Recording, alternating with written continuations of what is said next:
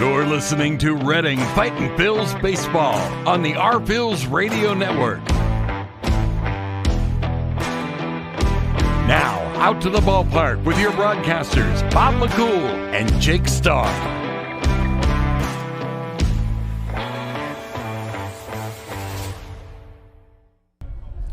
Good evening, everyone, and welcome live from Tompkins Plaza at FirstEnergy Stadium. It is a Savage 61 Fiesta Friday night as the Reading Fightin' Phillies will take the place of now the Los Luchadores tonight as they take on the Hartford Yard Goats. We were trying to find out the actual translation for yard goats in Spanish. It's Chiva de Yarda, but the real answer was there's no such thing in Spanish. Just none of us can be surprised. Alongside Jake Starr, my name is Bob McCool, and you might notice that there's a third man in our pregame show, and that is one of the heroes of last night's season first win, Max Coons, who got the save. Max, let's go right into what was going on last night. You were up in the ninth inning. Phils had gotten the lead. You were sitting on a 3-2 lead. It became a 4-2 lead, which at least gave you a little bit of insurance. But while you're up there and you knew that you were going to be in a position to pick up a save for the first win of the season, what was going through your mind? Yeah, well, I'm happy we got that insurance run in the eighth inning because last night my stuff wasn't what it was on Tuesday, so having that little extra cushion from our offense was great. But just going out there and trying to do my job, you know. We did a really good job. Schulze came in earlier in the game and really put us in a good position to win. Coming into a game, bases loaded, 1 out, and getting back-to-back strikeouts, and then bringing it to me in the back end. Last night was a great team win, and hopefully we can get things rolling. That closer role, is that a spot in the bullpen you can kind of see yourself falling into, or you're just trying to be more versatile and fit wherever Al Padrique and Brad Bergeson need you? Yeah, wherever Brad and Al need me. So I was a closer in college, and then I closed down this last year in Mexico when I was down there for the Winter League. But I'm open for whatever they need me, whatever helps the team win. That's where I want to be. Yeah, yours is a really cool story because for the last couple of years you were playing in independent baseball in Sioux City, Iowa, which not a lot of people know, but we do.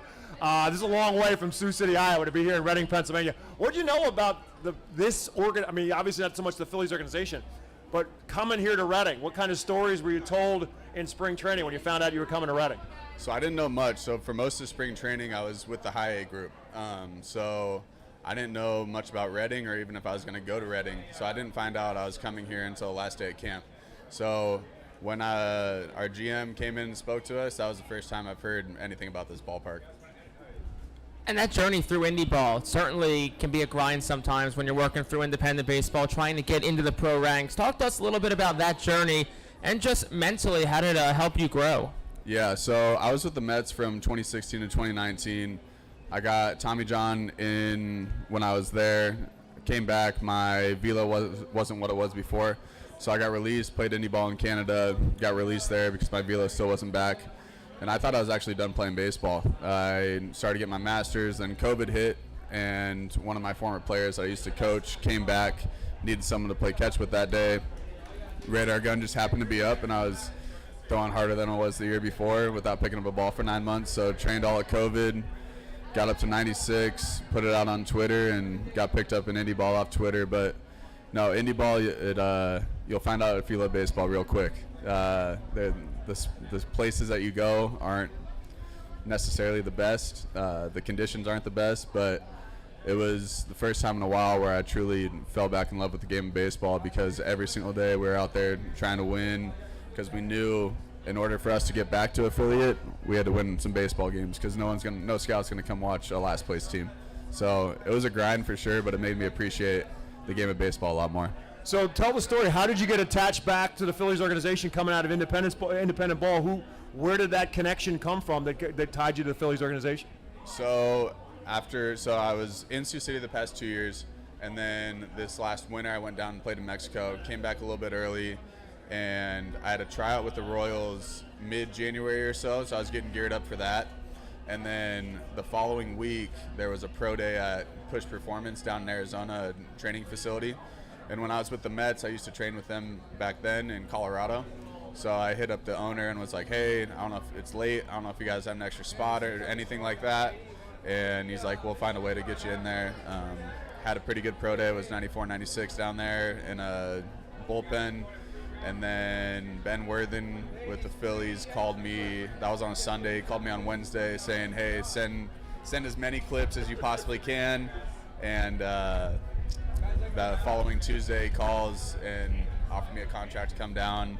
And yeah, at that moment, I was in the middle of work, working with our high school arm velocity program, and took a step outside and came back in. The whole facility went crazy, so it was a pretty cool experience. That's awesome stuff. Really cool. So now you're here in Reading, been here for a couple of weeks, first homestand halfway over. What's been the impression of this fan base, this organization so far?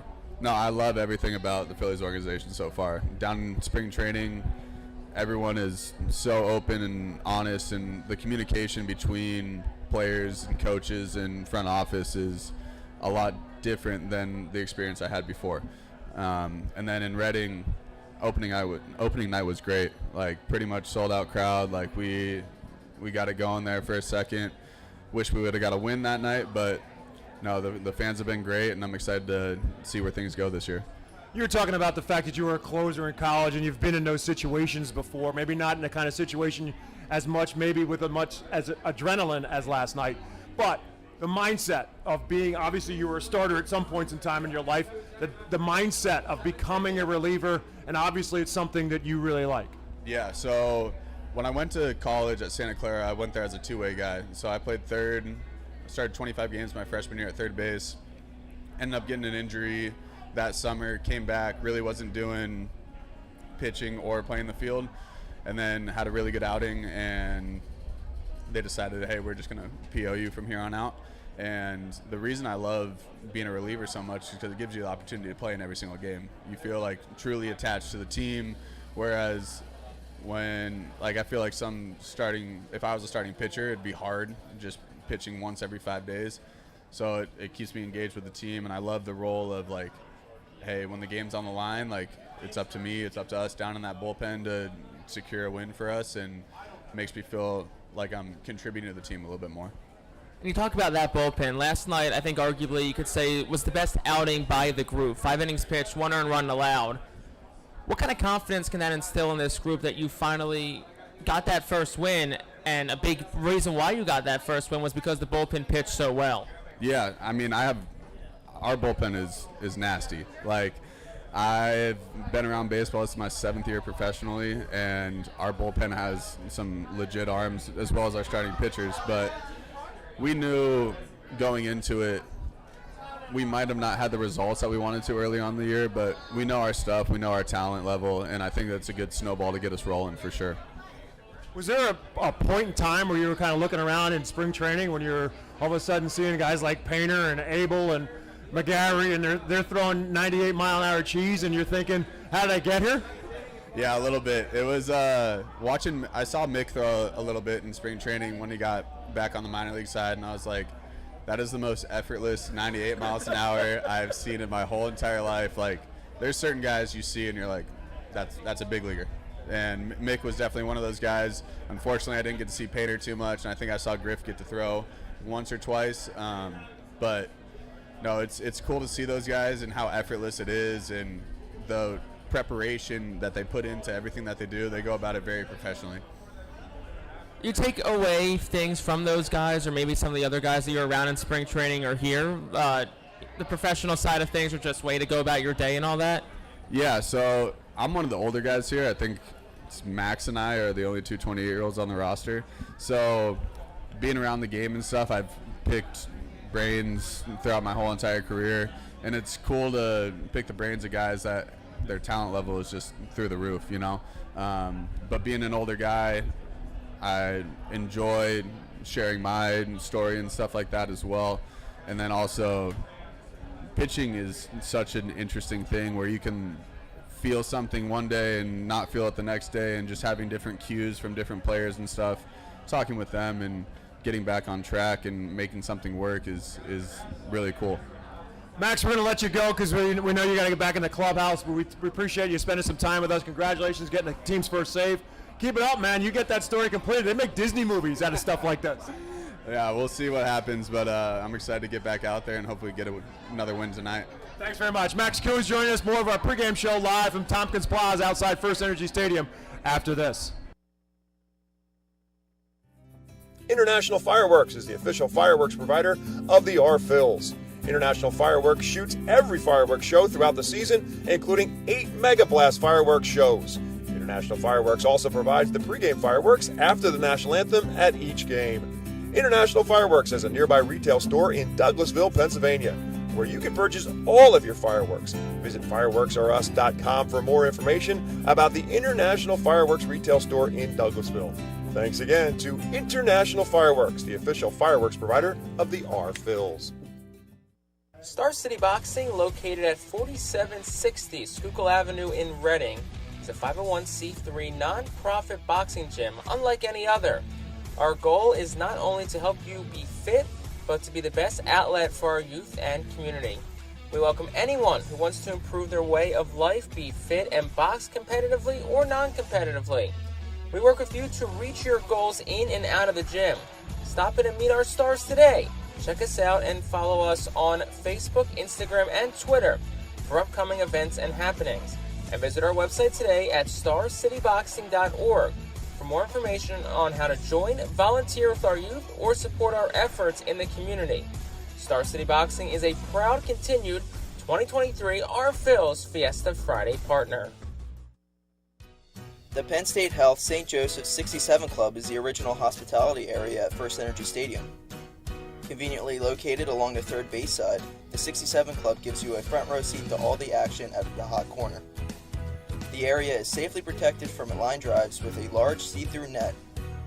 Starting at $34, groups of 20 or more can enjoy a 2.5-hour all-you-can-eat buffet. Children 4 and under are free. Visit rphils.com or call us at 610-370-BALL to reserve your group outing today. Welcome back to Tompkins Plaza outside of FirstEnergy Stadium. Again, tonight is a Fiesta Friday. The Fightin' Phillies become Los Luchadores, and we have another baseball game for you on a beautiful Friday night here at FirstEnergy Stadium. Again, he's Jake Starr and I'm Bob McCool, and we were joined a moment ago by Max Coons. What a great story, what a great guy Max Coons is. But what more importantly, I think it was just a great moment, and he said it. It was a great night for the bullpen last night. They had a little bit of trouble. Taylor Lehman's had a great 1-2-3 inning, then ran into a little bit of trouble. Brett Schultz was phenomenal in the 7th inning, get out of the 6th inning, then pitched through the 7th. Zach Lichtenfelder with a perfect 8th inning, and then they turned things over to Max Coons in the 9th inning. That not only gave them the first win, but really, Jake, I think that's the difference between the 0-5 start and finally that win, which is the bullpen was able to get it done last night and kept the Phils on top and did give that lead back up again.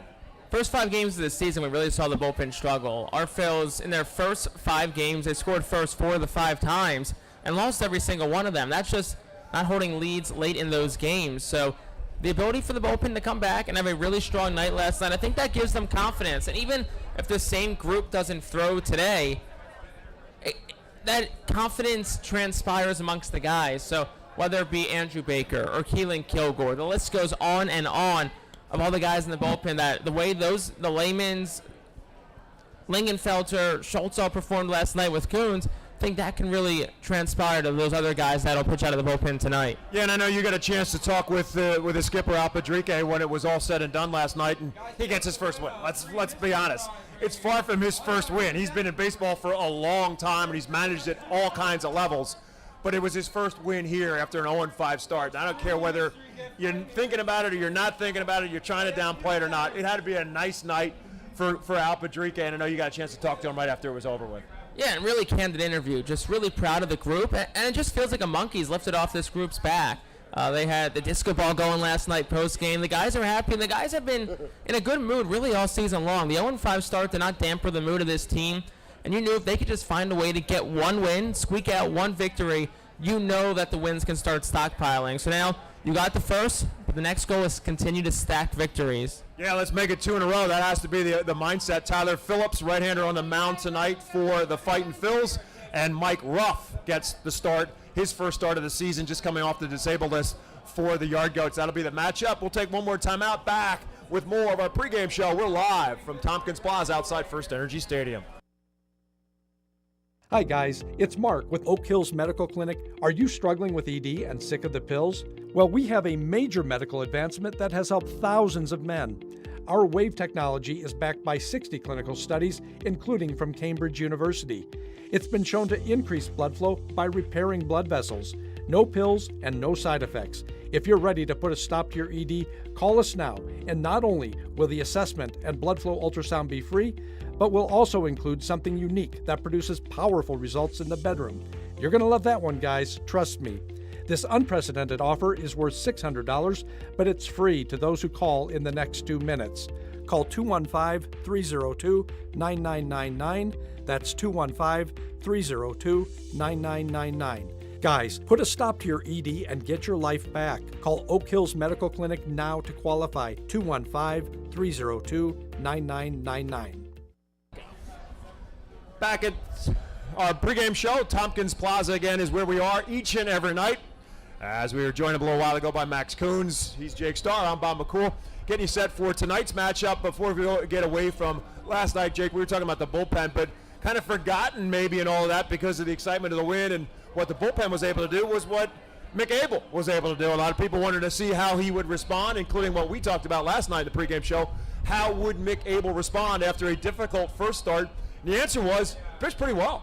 Definitely. 4 strong innings, gave up 1 run, but it's an earned run, but it's really hard to really blame Abel for that run. That was on that awkward fly ball that a couple of players must have lost in the lights and landed in shallow left field, but you weren't able to look better. He did. Second inning, got in a little bit of trouble, but was able to work out of it. And that's what you want to see. Granted, I'm not surprised that Brad Bergeson and Al Patrique didn't really stretch Abel that much. Still early in the season, but look, another start, a chance to instill some confidence in him after the struggles in Richmond last weekend. And obviously, I can't wait already to see him out next week in Portland. Yeah, obviously, you have to think of it kind of playing the long game with Mick Abel because he was only able to get through 2/3 of an inning before they had to take him out. And the reason they took him out was because he was at 33 pitches. And it's not so much you look at it and go, 33 pitches is nothing for a starting pitcher. But to throw 33 pitches in 1 inning is taxing on the arm. And obviously, it's a very valuable piece of real estate that you don't want to damage early on.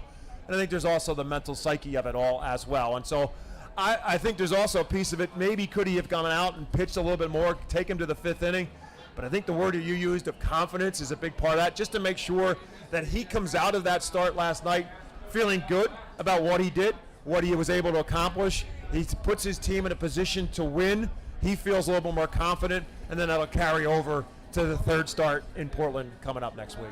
One last point on that. Abel went through the lineup twice. The big rule of thumb is 3rd time through, you usually want to be selective in situation. You'll let your pitcher work through a lineup the 3rd time. So 2nd start of the season, saw the opposition twice. Slider looked really good last night too. But yeah, big confidence instilled by Mick Abel. And then what we haven't talked about tonight is because that's not been the story. The story hasn't been the bats. The story has been that the bats have been here every night. Put up 4 runs last night, but they did so in a very productive way in the sense that the Yard Goat scored a run. Phils came back and scored 2. Goats came back and tied it up at 2-2. Phils came back and made it 3-2 right back. So it was a little bit of a can you top this moment? And then as we talked about with Max Coons, they got that really important insurance run in the bottom of the 8th. And when you're struggling for that first win, to have that extra run is a really important ingredient for the Phils. They also kind of picked each other up with the bats. There was an inning where they almost ran themselves out of an inning, but then they still were able to manufacture a run out of it when it was all said and done. So the bats, again, rise to the challenge last night. Definitely, and it wasn't an offensive explosion like we saw the night before when the Phillies put up a season-high 15 hits, but it was timely hitting by the offense for Reading. Carlos De La Cruz homered for the 2nd straight day, and a bunch of doubles as well. McCarthy Tatum doubled twice. He came inches away from a home run that may have been a home run last year if it wasn't for the new event center. But yeah, no, offense looked good. They continue to look good, get timely hits, and we'll see how they carry it over tonight. Yeah, that's been the big piece of the puzzle because they're getting productivity pretty much all the way through at least the 6 hole, and then getting a little bit last night. Cam Cannon, who was batting in the 9 spot, will be again tonight, comes up with a big base hit and an RBI. He was on base twice. So you get that kind of productivity up and down the lineup. It's a big piece of the puzzle, and that's what the Yard Goats have been able to do throughout this series. We'll see how the rest of the series plays out. We're only halfway through this 6-game series, and the Phils still have a chance to at least split the series or maybe take the series if they can win out. But they got to get win number 2. We'll see how it all plays out. We'll be back with first pitch from FirstEnergy Stadium as the Los Luchadores will take on the Hartford Yard Goats. 6:45 is the first pitch. We'll have it for you when we come back on the Reading Fightin' Phils Radio Network. Humane Pennsylvania is an innovative national leader in animal welfare with adoption centers, accredited nonprofit veterinarian hospitals, emergency animal rescue services, community pet assistance programs, and a free community dog park. At HPA, we are passionate about going the extra base to keep your pets healthy and happy at home with you. With a variety of services and different ways and times to access them and variable pricing, Humane Pennsylvania is here to provide your pets with exceptional care how, when, and where they need it. Visit humanepa.org for more information. White Star Tours and Travel Centers offers the Our Phils fan road trip again this season. It's your chance to hit the road with other Our Phils fans, see an Our Phils road game, meet with an Our Phils player, and also see an Iron Pigs and Phillies road game. The White Star Our Phils road trip visits Altoona, Toledo, and Cleveland from Thursday, July 20th until Sunday, July 23rd. See the Our Phils in Altoona Thursday, meet with an Our Phils player or coach, then head to Toledo Friday and Cleveland Saturday to see many former Fightins in action. The trip heads back to Reading on Sunday. Visit the customer service booth for more info on the White Star Our Phils fan road trip to Altoona, Toledo, and Cleveland. Space is very limited, so sign up today.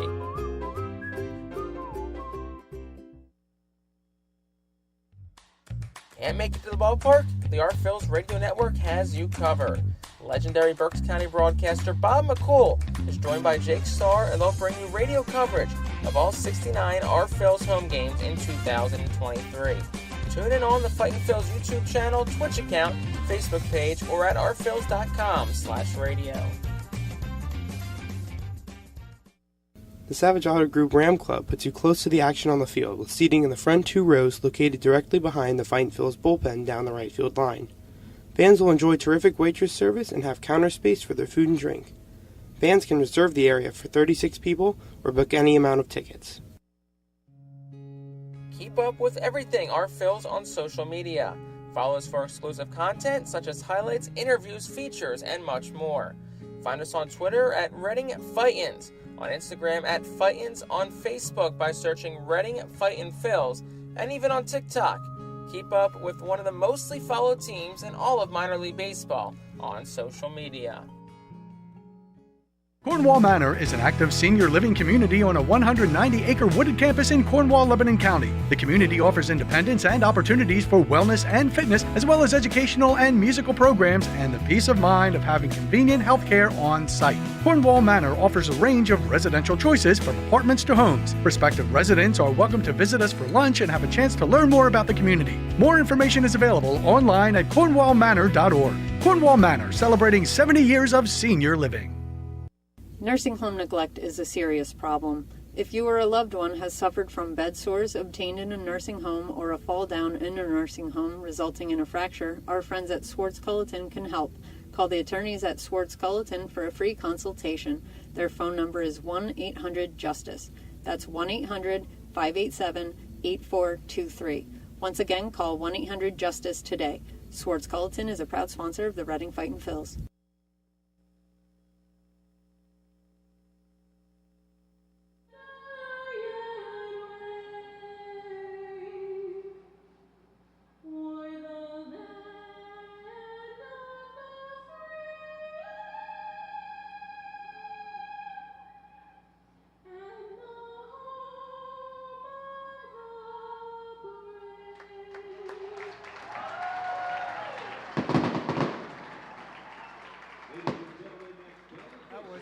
Fisher, the National Anthem contest winner here at FirstEnergy Stadium prior to the season and singing the National Anthem. getting the job done alongside Jake Starr, who was not singing that national anthem. My name is Bob McCool, getting set for another night of baseball here in Baseball Town as they're Reading Fightin Phillies for the night on a Fiesta Friday night presented by Savage 61 Dodge Chrysler Jeep. It becomes Los Luchadores. So if the team looks a little different to you, whether you're here in the stadium or watching on MILB TV, they're wearing the Los Luchadores uniforms, black with a gold and red trim. They're taking on the Hartford Yard Goats tonight, game 4 of a 6-game homestand between the Reading Fightin Phillies and the Hartford Yard Goats. Right now the series split at 1 game apiece, as Reading winning last night, getting their first W of the season by a final score of 4-2. So Reading will now take on, now trailing in the series by 2-1, looking to change that fortune and still with a chance to at least split the series or maybe even take the series if they can keep the winning streak going. Let's take a look now at our starting lineup for the Yard Goats, as it's presented to you each and every night by Golden Oaks Landscaping. For the Goats, it'll be Colin Simpson in the leadoff spot tonight, as Vladimir Restituyo, who's been a thorn in the Phil's side over the course of the first 3 games of the series, gets the night off. So it'll be Colin Simpson as a designated hitter leading off. Zach Bean bats second, he's in right field. Hunter Goodman is in left field. He'll bat third. Batting in the cleanup spot, Grant Levine at first base. Batting fifth tonight is Julio Carreras. The shortstop, Drew Romo, is back in the lineup. He's batting sixth and catching. Brett Boswell is the 7th spot. He's playing third base. Nico Decolati will be in the center field and batting 8th. Eddie Diaz at batting 9th at second base, and they will be facing right-handed pitcher for the Phils, Tyler Phillips. And the first pitch from Phillips to Colin Simpson is a bit low and away, ball 1. As we are underway here at FirstEnergy Stadium, game time temperature is at 76 degrees. As Phillips comes to the pitch, there's a slow chopper towards second baseman Cam Cannon, up with it on a couple hops, and 1 up and 1 down here in the top half of the first inning. Tyler Phillips, who looked good in the season opener for Reading at Richmond, 4 innings pitch. Just 1 earned run, struck out 4, walked none, did allow 6 hits, got a no decision, but looking to stay on track tonight. Zach Bean steps in. Bean takes one for a ball. Thanks to our partners at EPAW Weather Consulting, the source for public and private forecasts in Pennsylvania, New Jersey, Delaware, and northern and eastern Maryland. Again, the game time temperature is 76. Breeze at about 4 to 8 miles an hour. It had been blown out to right center field for most of the series. Looking more to be out to left center field in tonight's game. Bean with a slow chopper that rolls foul, and now it's 2 balls and a strike with Tyler Phillips on the mound. The defense behind him, McCarthy Tatum is in left field. Johan Rojas in center. Baron Radcliffe is in right. Carlos De La Cruz is at first. Cam Cannon, as you saw a moment ago, at second. Wendell Rijo at short. And Oliver Dunn is at third tonight. Max McDowell back behind the plate, catching for Tyler Phillips, who gets Bean way out in front on an off-speed pitch. Now the count is 2 balls and 2 strikes. Bean, the number 2 prospect in the Colorado Rockies organization, has not been a major factor in this series. He's just 3 out of 14 in the series. Batting average down to 240 coming in, and the pitch to him is just inside, and it's now 3 balls and 2 strikes.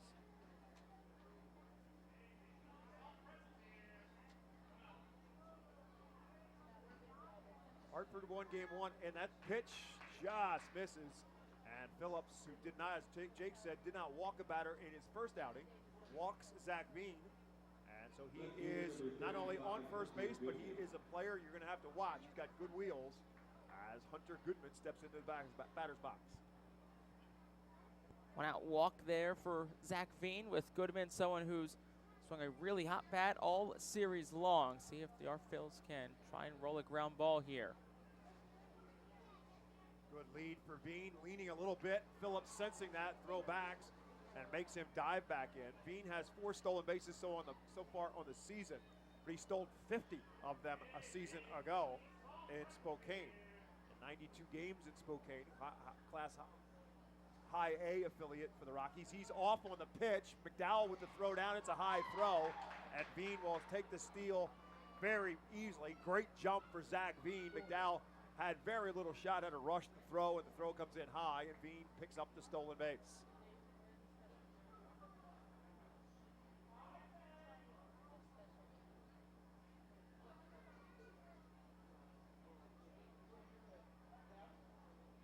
So the pitch to Goodman was a strike, so Phillips is ahead of Hunter Goodman, no balls and a strike. Goodman at .348 on the season. Got 4 home runs on the year. 3 of them have come in this series.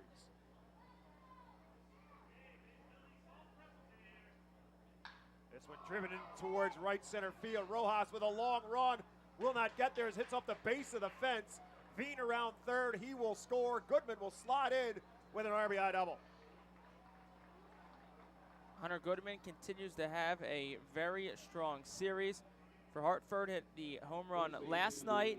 Drives one off the bottom base of that right field wall.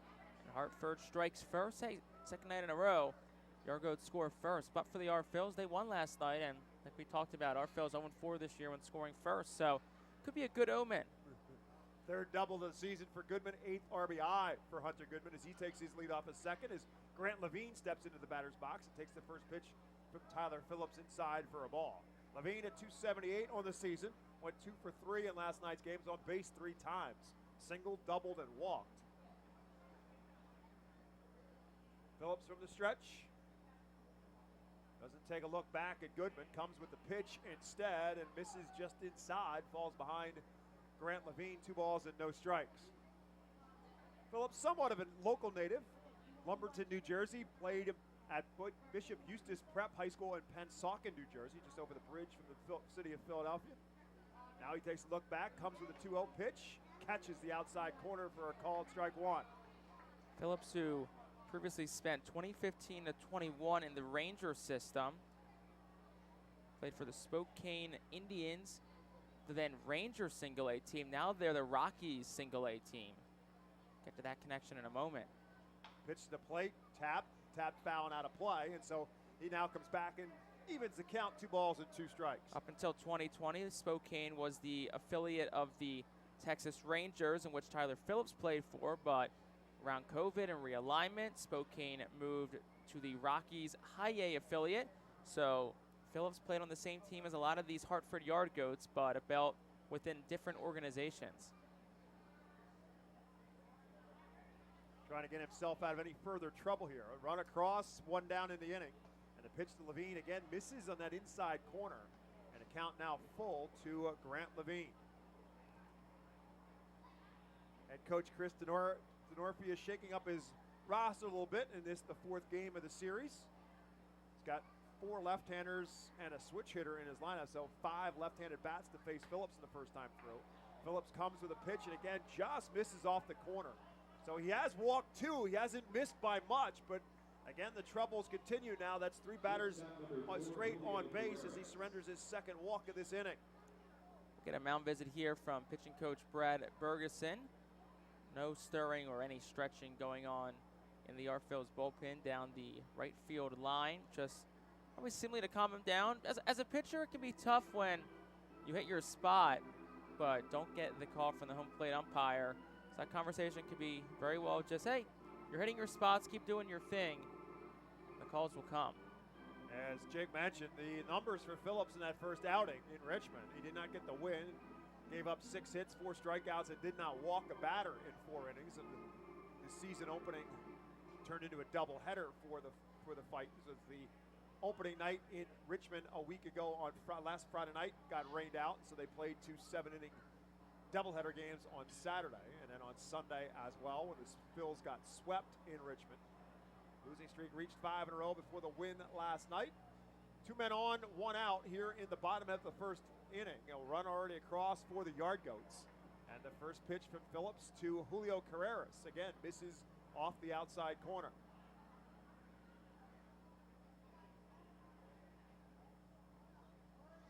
Takes a long look back at Goodman, now comes to the plate, and again misses way outside, and it's 2-0. Carreras at .261 on the season, a double and 2 home runs. The 2 home runs have come in this series. Richmond at 3-3 overall on the year. Hartford at 3-3 on the season. This one's fouled out of play, so Carrera's swinging despite the fact that Phillips having some control issues and falls behind 2-0. Swinging all the way and fouls that one out of play. Always a good feeling as a pitcher when you might be struggling a little bit with command and then you get a guy to foul it off. Just getting that first strike, no matter how it is, always a good feeling. Now the count 2-1. Again, takes a long look back at Goodman. Comes to the plate and again fouled straight back by Carreras.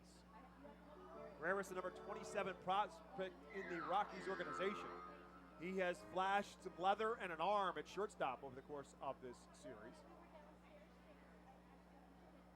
He's come up with some timely hits as well. A double and 2 home runs in the series. 2 balls, 2 strikes to him. Phillips comes. This one lined into center field. Rojas, well, to be correct, that Cannon gets it. A throwback to first. Is it in time? It is. A long stretch for Carlos Diaz at first base. Cam Cannon ranging into shallow center field, makes the catch, and then throws behind Grant Levine for the double play. Thanks to Univest Bank for sponsorship of our double plays, and the Phils will take it. The Goats do put a run across. They do so on a hit. They leave one after a half inning. It is Hartford 1, Reading coming to bat when we come back to FirstEnergy Stadium. Gear up for Fightin' Phil's season.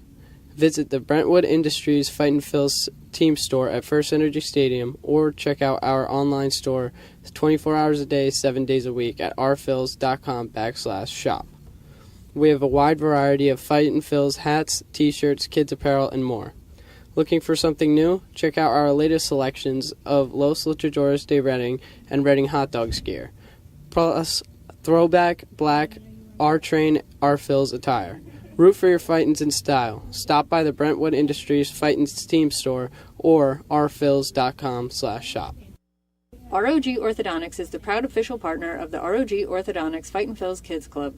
Join today at Fightins.com to get your free ROG Orthodontics Kids Club t-shirt and visit FantasticSmiles.com for more information on why ROG Orthodontics is voted #1 in Berks and Monco.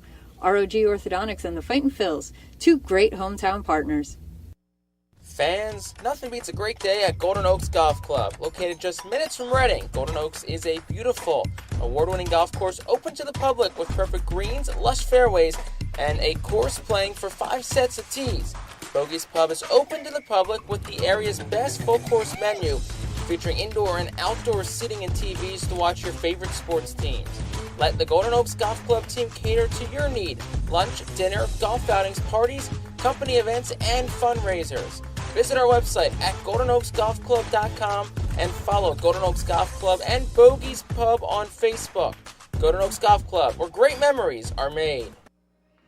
Welcome back to FirstEnergy Stadium. Our Golden Oaks landscaping lineup for the Los Luchadores. Johan Rojas will lead off and play center field. Oliver Don back into 2-hole. He's at third base tonight. Carlos De La Cruz is batting third and at first base. McCarthy Tatum batting in the cleanup spot in left field tonight. Baron Radcliffe again in the 5-hole playing in right field. Wendell Rijo back in the starting lineup tonight. He's batting 6th and at shortstop.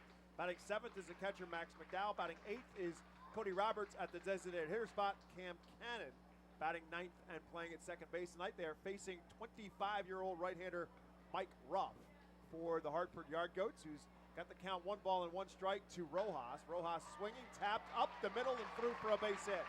Johan hit in some tough luck last night because Julio Carreras made some nice plays on him defensively. Wasn't going to get a chance to get to that one. And Johan Rojas will be at first base as the Phils get things going here in the bottom of the first. Mike Ruff making his first start of the season. Came off the injured list earlier today. 7-9 with a 4.92 ERA last year over 23 starts between High A Spokane and Double A Hartford. He'll face now Oliver Dunn. Rojas will have to be watched at first base. Great lead for him, and he'll dive back in. The defense behind Mike Ruff, Hunter Goodman is in left field. Nico Decolati is in center. Zach Bean in right. Grant Levine at first. Eddie Diaz at second. Carreras, as we mentioned, at short. Brett Boswell is at third. Drew Romo, the outstanding young catcher for Yard Goats, is at second. And another pickoff throw has Rojas diving back in. So that's 2. So if Ruff makes the decision to go over there again, he has to pick him off, or it will be a balk, and Rojas would get second base. So we'll see if that changes Rojas' lead a little bit longer lead for Johan. And he takes off, pitch out, Romo throws down, and it's in time to get Johan Rojas. So the pitch out, and Romo throwing him out. Johan Rojas retired on the caught stealing. I think everybody in the stadium knew that Johan Rojas was going to run there. 3 stolen bases on the year, so he's thrown out. Excellent execution by Romo to Carreras at short. So on the pitch out, it's ball 1 to Dunn. Now he comes back with a pitch, and it's 1 ball and 1 strike. Oliver's had a great series. He's 6 for 12 in the series, plus a couple of walks. So he's been on base 8 times in 14 at plate appearances in the series. 1 ball and 1 strike to him. This one outside, ball 2, 2 balls and a strike. Pete Talkington back behind home plate for our umpiring crew. Jay Young Kim at first, and Paul Romer is at third. 2-1 to Dunn. Grounded back and up the middle, and another base hit for Oliver Dunn.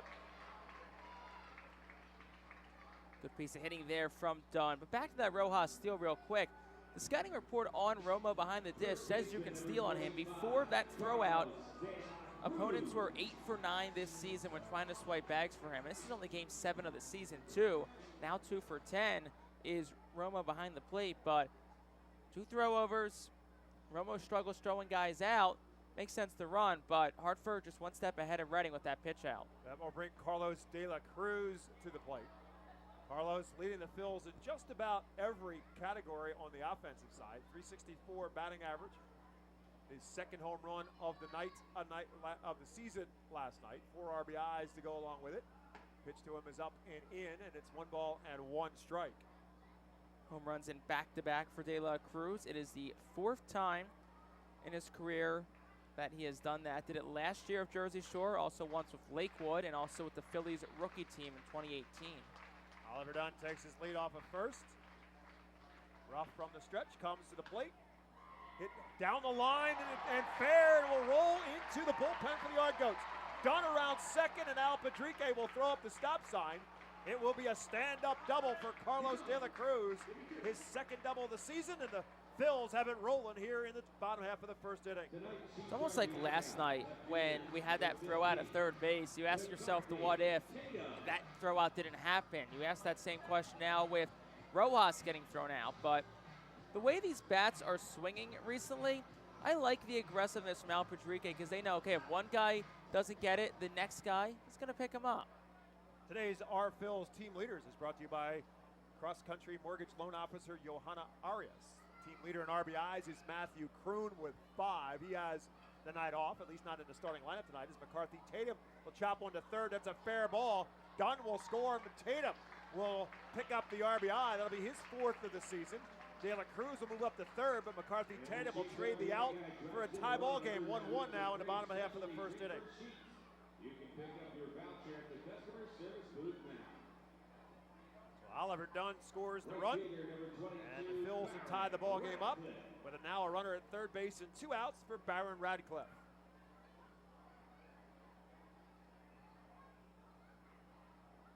First pitch to him, off-speed pitch, and Radcliffe takes it for a called strike.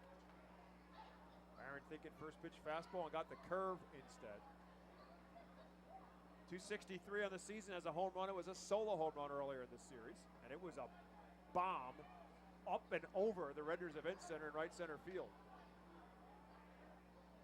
He's even now in the count, 1 ball and 1 strike. Trying to get the go-ahead run home. That's Carlos De La Cruz, who's 90 feet away. 1-1 pitch. Driven into left center field. Going to be a long run. Looking up and say goodbye. Baron Radcliffe goes the other way for a 2-run home run. Phillies on top, 3-1. Baron Radcliffe, opposite field power. Well, we talked about the ability to pick each other up. Baron Radcliffe does it right there with another long ball this year, and the Phils up 3-1. Mentioned this earlier in the series, Jake, that there's been some people in the Phillies organization who have compared Baron Radcliffe maybe unfairly to him in a lot of ways to Ryan Howard because of his size, because of his big left-handed bat. That was vintage Ryan Howard with the power the other way to left center field. And more importantly, puts the Phils back. The Phils on top, 3-1. As Wendell Rijo now will bat for Reading. And as we mentioned, wind is blowing out to left center field tonight, so Radcliffe got it up there and let it sail on out of here. Rijo drives this one into center field. Going to be a long run for Decolata. He was really deep, and it will fall in front of him for a base hit. 5th hit of the inning for the Phils. Rijo at first base now with 2 down. One guy who has not been a part of the hit party to date for Reading has been the guy who steps to the plate, Max McDowell, who carries a 0 for 10 with him to the batter's box. Veteran catcher, 29 years of age. Pitch to him. Called strike on the outside corner. Max was originally drafted by the Milwaukee Brewers, spent the last couple of seasons in the Yankees organization. Played at Scranton last year at AAA. 0-1 pitch to him, up high. They got his hands, or did it get the end of the bat? No, it got the hands. So home plate umpire Pete Talking immediately came out and pointed to first base, and now the concern is the hands for Max McDowell. He's a catcher. He's not going to come out easily. That got those, looked like the left hand of Max McDowell, so he's on base now with runners at first and second and 2 outs. Now you got Cody Roberts coming up, who was a late addition to the lineup tonight. Ethan Wilson was originally slated to start at DH for the first time in about a week, but he was a late scratch. Roberts in, and then Rijo McDowell each slid up a spot. So first and second, 2 outs for Cody Roberts, who's 3 for 11 on the season, including a double that he had earlier in this series.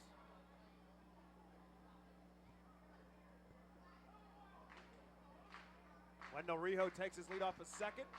Max McDowell off of first. Tap towards short. Carreras up with it. He'll flip the second in time for the out. But damage done for the Los Luchadores tonight. They put 3 across in the first. They do it on 5 hits. There were no errors. There were 2 left after 1 complete. The score, Hartford trails the Reading Phils by a score of 3-1.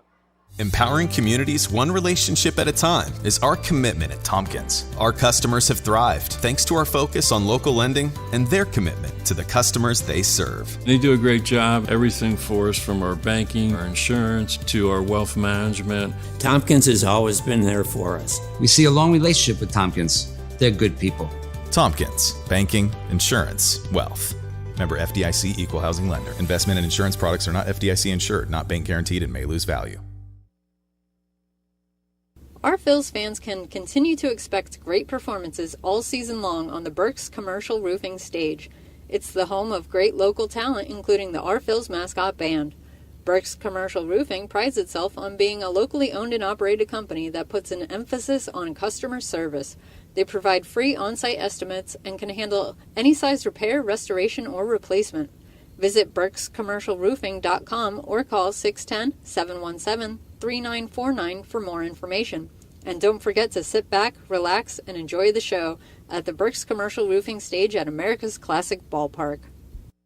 Burke's Packing is a family-owned and operated meat processor located here in Reading, specializing in hot dogs, ham, specialty meats, and more. Burke's Packing provides America's Classic Ballpark with quality products, including the highly acclaimed flat-top grilled hot dog.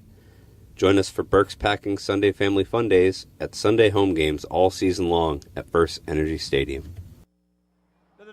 Nice night of baseball. The Reading Hospital Tower Health Pool Pavilion opened for the first time in 2023. Most seasons in the month of April, you'd have to have a little bit of bravery to take a dip in the pool. Not so much in this home series, where temperatures have been in the mid to high 70s and pushing 80 on most nights. Been a beautiful opening series so far. The Reading Fightin Phillies trying to make it even better on the scoreboard. They lead at 3-1 as we start the top half of the second inning. Tyler Phillips now in that mode for a pitcher where he looks to need to come up with a shutdown inning. After he gave up a run in the first, Phillies come back and help him out by putting 3 across in the bottom half. And now it'll be Drew Romo who leads things off for the Yard Goats here in the second. And Phillips quickly gets ahead of the young catcher. No balls and 2 strikes. Tapped foul and out of play. Phillips, a guy who missed all of last year after Tommy John surgery, but really feels good, feels like himself. One thing he said before the season was, if I pitch scared of getting hurt again, you're not going to be effective. This one lifted into left field. McCarthy Tatum has it into sight, squeezes it for out number 1. That one fisted a bit by Romo. Looked like it was in on the hands of the lefty. And a nice job by Phillips getting that fastball in the inner half and forcing Romo to get that off the hands. And a nice play out on left by Tatum.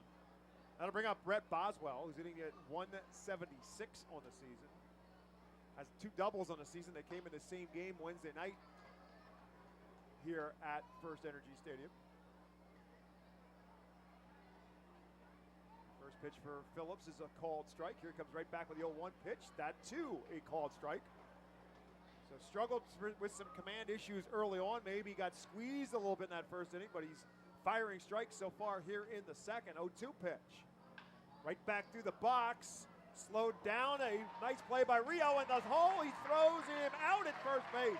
Great play by Wendell Rio, ranging far to his left and getting the play at first base with the long stretch of Carlos De La Cruz. Rio, who is playing short for the first time today. He's played second a couple of times. He's the H one time in the lineup for Wendell Rio. He's also played third. Very versatile. And today he gets to spot at arguably one of the most important positions on the infield. That'll bring up Nico Decolate. He'll hit a tapper towards third, played by Oliver Dunn. His throw in plenty of time. And indeed, a bounce-back inning for Tyler Phillips with a 1-2-3 top half of the second inning.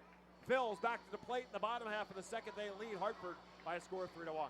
Cornwall Manor is an active senior living community on a 190-acre wooded campus in Cornwall, Lebanon County. The community offers independence and opportunities for wellness and fitness, as well as educational and musical programs, and the peace of mind of having convenient health care on site. Cornwall Manor offers a range of residential choices from apartments to homes. Prospective residents are welcome to visit us for lunch and have a chance to learn more about the community. More information is available online at cornwallmanor.org. Cornwall Manor, celebrating 70 years of senior living.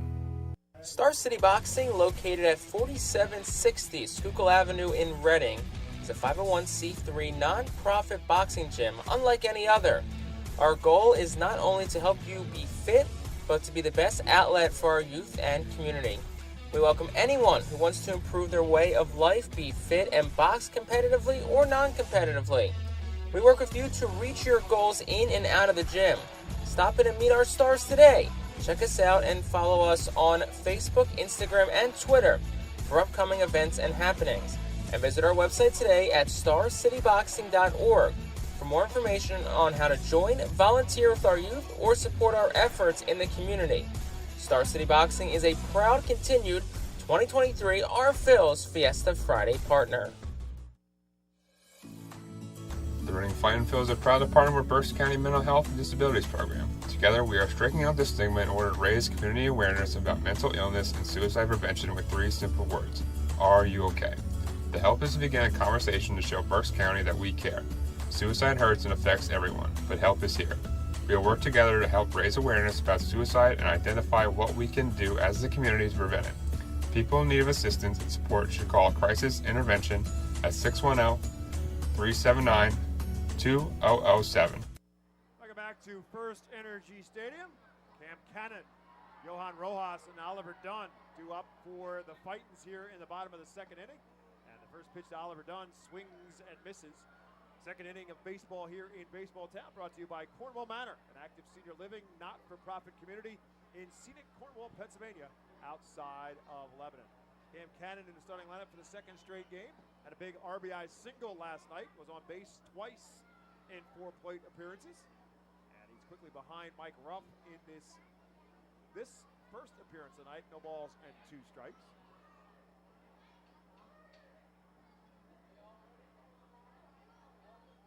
Takes one way outside, ball 1, alongside Jake Starr. My name is Bob McCool. You're listening to Reading Fightin' Phil's Baseball on the Reading Phillies Radio Network, and as well on Bally Live and MILB TV.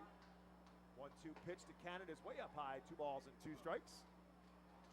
Crazy Hot Dog Vendor doing his thing as usual in the bottom half of the second inning. Some early season arm issues for got close. The vendor. He's telling me before the game he didn't think he had it in him, but he came pretty close. Wonder if we had the net, do you think we get that one? It landed about I'm not selling him short. He's 3 rows in front. He's got to reach us. I don't need a net. So you don't want a net. No. Okay. Oh, so you're saying he's got to throw it into the booth. Okay. Jake Starr, I had a coach in my youth who told me you try to catch it with one hand, he told you the good Lord gave you two. Use those two hands. I've got two hands. If he can reach me, I can catch it. Well, you better catch it now. He's got to reach me. He's got to reach me first before I have to worry about catching it. If you drop it, you won't hear the end of it. I know I will not. It's 3 balls and 2 strikes to Cam Cannon. This one driven into center field. Decolati going back, tracks back to the track and jumps at the wall and makes the catch. Cam Cannon hit it hard, and Decolati leaping into the wall makes the catch in center field. Well, the ball's definitely flying tonight, as opposed to as it was the first 3 games of this series, the wind blowing out towards left center, where last night it was more center. The first 2 nights was more out towards right center, right field. Radcliffe's home run went right into that left center jet stream that we just referenced. That'll bring up Johan Rojas, who singled his first time up, grounded one up the middle. His 4th hit of the season, but was caught stealing for the first time on the year. One of 5 first inning hits for the Phils that included a double from Carlos De La Cruz and a 2-run home run for Byron Radcliffe. 1 ball and 1 strike now to Rojas. Actually threw it behind him. And Johan Rojas, who has a tremendous personality, is kind of looking at him like, seriously? We were down at the batting cage the other day, and I think Johan picked up a phrase in English that he had never heard before that's pretty prominent in the game of baseball, and that is a pitch up in your kitchen. And as he kept saying, in your kitchen, in your kitchen. He is as loose as they come. 2 balls and 2 strikes to Johan. Inside, in his kitchen. 3 balls and 2 strikes. Scouting report definitely says into Rojas, the righty, trying to get him to get one off the hands. 3 balls and 2 strikes. Goes maybe up a little bit high out of the zone, but chases it and hits it foul. It stays 3-2. Certainly something the Phillies organization like to see a little bit more of for Johan, and that is taking a walk on occasions, but he loves to swing the bat. Back from Ruff's 3-2 pitch. This one lifted straight up in the air. Romo back, doesn't take the mask off. It chases it, and it goes out of play into the stands. Interesting. Like Drew Romo, the young catcher, doesn't discard the mask, but just chased it into foul territory and then ran out of room. Really an effort, though. Once again, just kind of carried a bit further than I think Romo thought it would have went. But Johan Rojas doing a good job of working the count now. Found off a couple pitches with 2 strikes on him. 3 balls and 2 strikes. Over for a called strike 3. First strikeout for Ruff. Rojas was going down to that left shin guard to take it off. He thought that was ball 4, but nope. Home plate umpire Pete Talkington, who had the dish on Tuesday as well, caught it a strike. So that'll bring up Oliver Dunn, who got a base hit, scored the first run of the game for the Fightins. He swings at the first pitch, drives this one in left center field. Decolati back to the track, looks up and off the top of the fence, and Oliver Dunn will roll in with another hit. This one missing it just by inches and hit off the top of the center field fence, and Oliver Dunn has himself a double. Well, that's as close to a home run that you could have asked for Oliver Dunn. Literally hits off the top of the wall, inches from that yellow line that indicates a home run, but 2-out base runner for who else but Carlos De La Cruz. So Oliver Dunn staying hot. That's 8 hits in this series now for Dunn. And speaking of hot, here comes Carlos De La Cruz. He doubled his first time up. Came around to score on Radcliffe's home run. Phil's trying to do a little 2-out damage here in the bottom half of the second inning.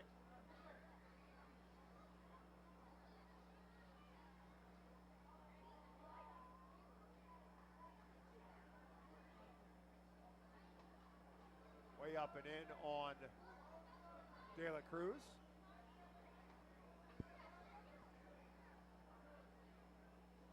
Carlos has hit in every game but 1 on the season.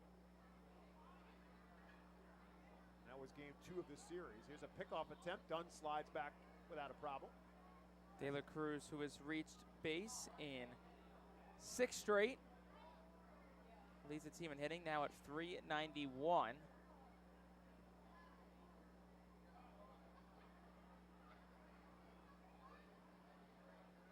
Pitch to him is driven into left field. Is it fair? It's just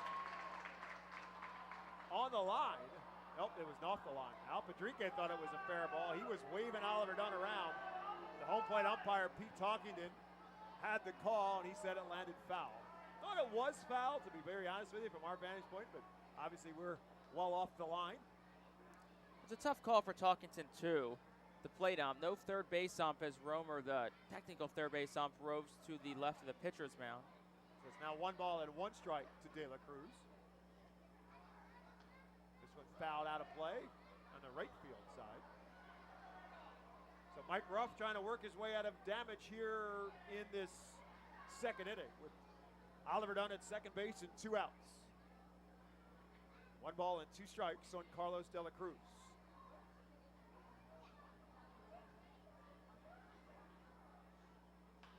This one fouled out of play and over the Phil's bullpen. So not to steal your thunder here, because I know you'll give an organizational report later on in the game around the 6th inning, but the big club Phillies 5-0 early on the road in Cincinnati, a game that you just feel like they have to win. They've dropped 3 in a row, 2 to the Marlins, 1 to the Reds. It's well worth looking ahead when the Phillies actually get ahead. There's 1 ball and 2 strikes now to De La Cruz. Tries to check his swing. They'll appeal. He say no, he did not go around. And so it stays now. It's now at 2 balls and 2 strikes to Carlos De La Cruz. Fightin' Phil's wearing the black and gold Los Luchadores uniforms tonight. They will on each and every Friday night here at FirstEnergy Stadium. This one's way up high, and now the count is full to Carlos. He's shown to be a pretty good disciplined hitter as well for a guy who's still pretty raw in terms of his baseball abilities. Which that's really the next step in the progression for him, is that discipline. This one tapped, nice play, defensive play at that for Ruff, and he'll flip it to first base. Plenty of time to get De La Cruz. He gets a single taken away from him, and maybe an RBI as well, as the Phils end up being retired here at the bottom of the 2nd. They do so with 1 hit, 1 man left. We're through 2. Back to FirstEnergy Stadium after this with the Phils on top, 3-1. Cornwall Manor is an active senior living community on a 190-acre wooded campus in Cornwall, Lebanon County. The community offers independence and opportunities for wellness and fitness, as well as educational and musical programs, and the peace of mind of having convenient health care on site. Cornwall Manor offers a range of residential choices from apartments to homes. Prospective residents are welcome to visit us for lunch and have a chance to learn more about the community. More information is available online at cornwallmanor.org. Cornwall Manor, celebrating 70 years of senior living. The Fightin' Phils know who to call for trash and recycling services. A proven winner, JP Mascaro & Sons. The industry leader for over 50 years.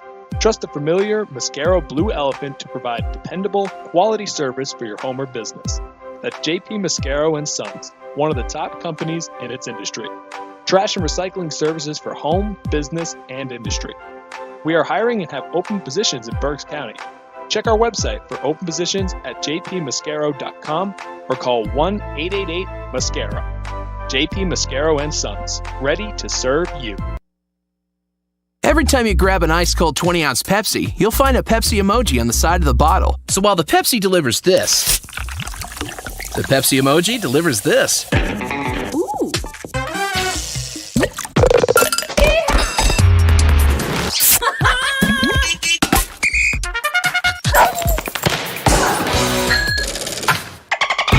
So go ahead, crack open a Pepsi and tell the world how you feel and what you love with Pepsi emojis. Say it with Pepsi.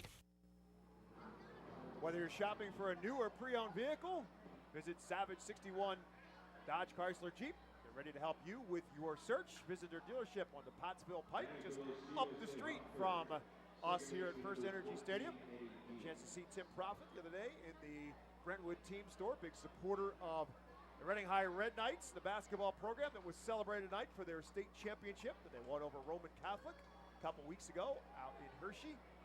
Rick Perez and the Red Knights here in the Savage 61 dugout suite, enjoying the Fightin' Phils and the Hartford Yard Goats with Reading on top 3-1 as the Goats come to play here in the top half of the third inning, facing Tyler Phillips, Eddie Diaz. Diaz struggling with the bat in his hands. He's just 2 for 17 on the season. Tyler Phillips is ahead of him, no balls and 2 strikes. Checks his swing here and takes it for a ball, 1 ball and 2 strikes.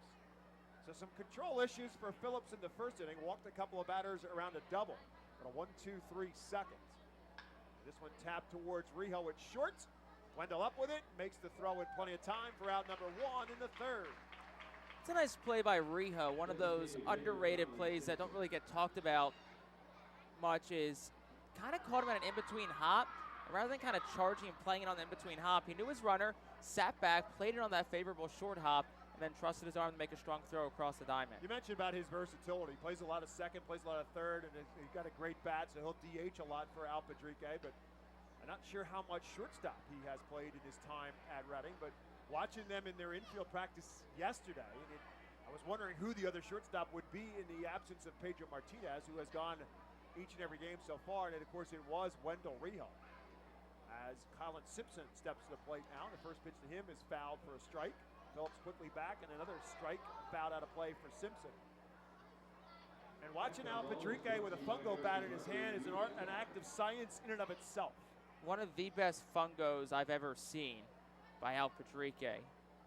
0-2 pitch called, strike 3. And that is the first strikeout recorded for Tyler Phillips. It's out number 2 in the third inning.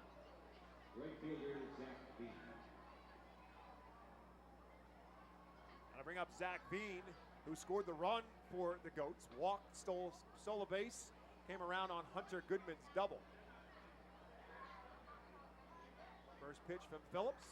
Breaking ball is fouled at the plate. Al Padrique hit fungos in 3 different styles. I've seen guys toss it and hit fungos all my life. He also did it from a knee, and he also did it with his bench coach Ray Ricker tossing it to him. This one tapped towards second, and Cam Cannon, who was part of that fungo hitting infield, makes the play without a problem. 1, 2, 3, go the Goats, 7 straight, now retired by Tyler Phillips. When we come back to FirstEnergy Stadium, the Phils back to the plate. They lead Hartford 3-1. Nursing home neglect is a serious problem. If you or a loved one has suffered from bed sores obtained in a nursing home or a fall down in a nursing home resulting in a fracture, our friends at Swartz Culleton can help. Call the attorneys at Swartz Culleton for a free consultation. Their phone number is 1-800-JUSTICE. That's 1-800-587-8423. Once again, call 1-800-JUSTICE today. Swartz Culleton is a proud sponsor of the Reading Fightin' Phils. Humane Pennsylvania is an innovative national leader in animal welfare with adoption centers, accredited nonprofit veterinarian hospitals, emergency animal rescue services, community pet assistance programs, and a free community dog park.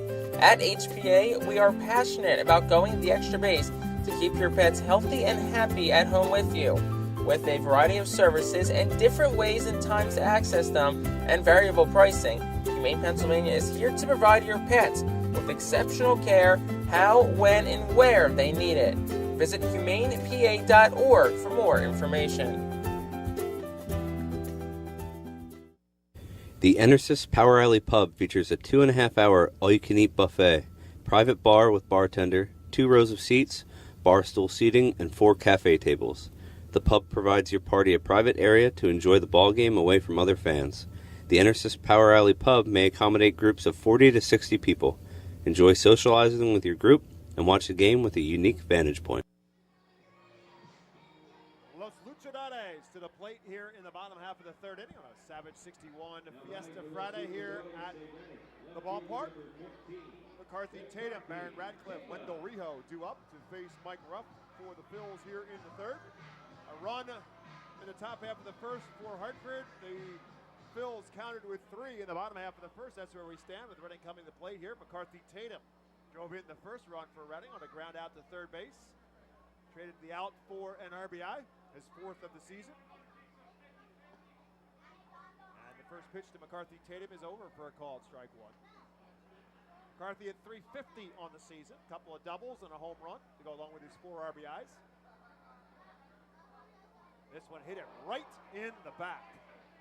McCarthy Tatum had no chance to get out of the way of that one, and that got him right between the 1 and the 5. That's the second batter hit in this game against the Phils. Max McDowell was hit back in the first inning.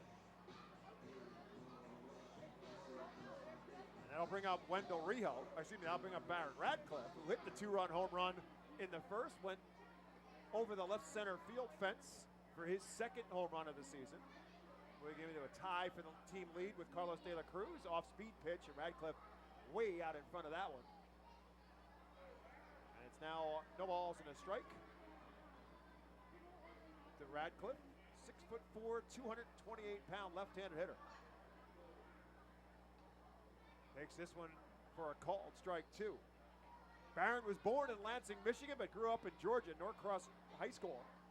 And then went on to play at Georgia Tech, was drafted by the Phillies in the 5th round of the 2020 draft. 0-2 pitch to him. Fouls that one at the plate, or did he not? No, he did not. He did not make contact. Barron looked like he may have hurt his wrist a little bit with that swing. A little bit of an awkward swing on the pitch on the inside corner, and Barron Radcliffe is retired.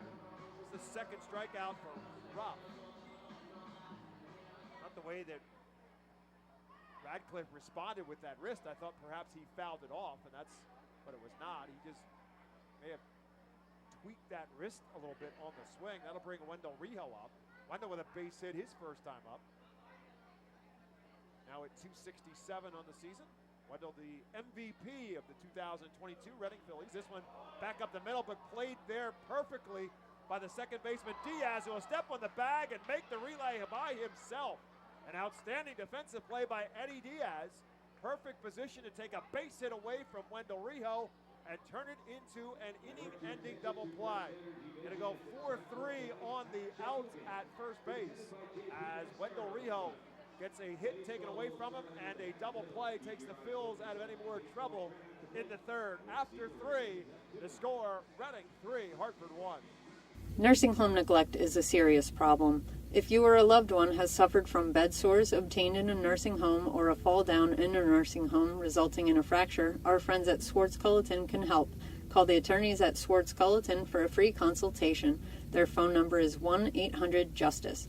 That's 1-800-587-8423. Once again, call 1-800-JUSTICE today. Swartz-Culleton is a proud sponsor of the Reading Fightin' Phils. Are you looking for a reliable food distributor to meet all your culinary needs? Look no further than our trusted team at Feaser's Food Distributors. For over 120 years, our products have been sourced from the best farms and suppliers, ensuring that you get the best ingredients for your restaurant or organization. From fresh produce to premium meats, Feaser's supplies everything but the appetite. Visit Feasers.com today to experience the difference in working with a top-tier family-owned food distributor. Feaser's, your partner for success in the kitchen. Looking for a fast and hassle-free way to get your snacks and non-perishable groceries? Look no further than FeasersDirect.com. With just a few clicks, discover the convenience of having your culinary essentials ready for a pickup at our headquarters in Harrisburg. The Reading Fightin' Phils are pleased to present you with their classic game program, all electronically. This program has information on the coaching staff, player roster, and front office staff. It also includes feature stories and alumni reports on all of your favorite. Back at FirstEnergy Stadium, we head to the top half of the 4th inning. Reading Fightin' Phils 3, the Hartford Yard Goats 1. And it's time now for Jake Starr to take over the play-by-play. Thank you very much, Bob. Top of the 4th inning, 3-run. The Hart Phils, a.k.a. Los Luchadores, up tonight. First pitch home from Tyler Phillips is a curveball that is a bit high for a ball to Hunter Goodman. Counts 1-0 to him. Righty kicks and deals. Goodman checks his swing on a breaking pitch. They appeal to first, and our first base umpire tonight, Jae-Young Kim, says no swing. So counts quickly 2-0 to Hunter Goodman. Here's the pitch. Check the swing again on a curveball. They'll check again, and once again, they'll say no swing. The pitches are good spots, though. Yeah, this just not getting calls. Ronan thinking that was a called strike. Did look like a pretty good pitch from Phillips. So counts 3-0. Phillips deals. Gets the inside corner of a fastball at 94. Counts 3-1. Phillips, who has retired 7 straight after giving up a run in the first, back-to-back 1-2-3 innings for the righty from Jersey. Here's the pitch. Misses outside for a ball, so that'll snap. the run of 7 straight sent down. And was a really nice bounce back second and third inning for Tyler Phillips, but that is his 3rd walk of the night. Sandwiched a couple of walks around a double from Hunter Goodman. Goodman's double drove in the only run of the game, but Phillips really settled down after that. Here's Grant Levine. Walked his first time up, first pitch home. Fastball just misses outside for a ball, 1-0. Levine, the 4-hole hitter, works against Tyler Phillips. In the stretch, comes set just above the belt. Righty kicks and deals. That one's lined foul towards the left side out of play, 1-1. Tyler Phillips, who spent 2015 to 2021 within the Texas Rangers organization, was then designated for assignment and claimed off waivers by the Phillies on July 24th, 2021. 1-1 home. That one skips by the catcher McDowell all the way to the backstop. An easy 90 feet for Hunter Goodman. That's ruled a wild pitch. And it counts 2-1 to Grant Levine. So Phillips struggled with his command a bit in the first, and having similar struggles again in this top half of the 4th inning.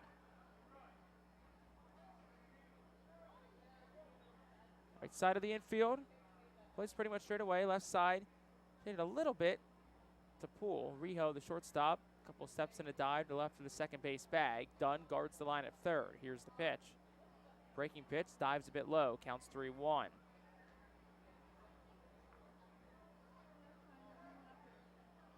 Phillips in 2021 did make 4 appearances with Reading.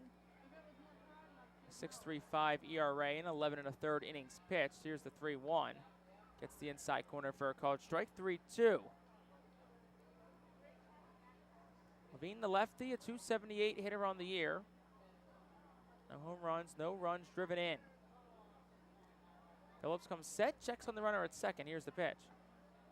That's a fastball that dives down. Back-to-back walks issued by Phillips. Now up to 4 tonight. Still nobody away.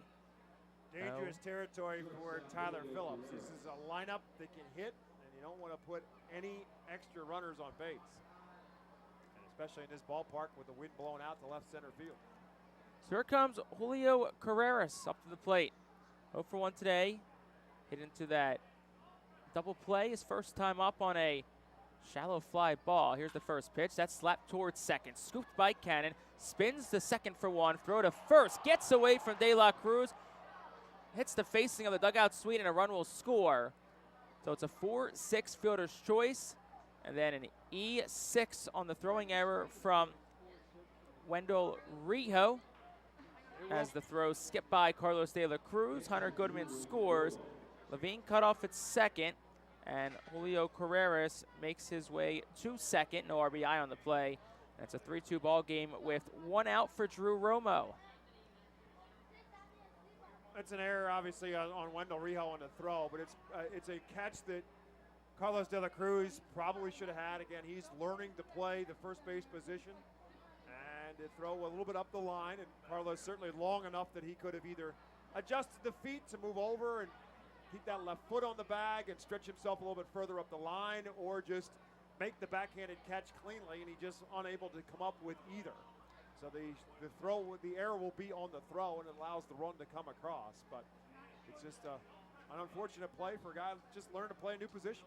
First pitch home was a ball. Counts 1-0 to Drew Romo. Next pitch is lined back towards the middle. That's a base hit.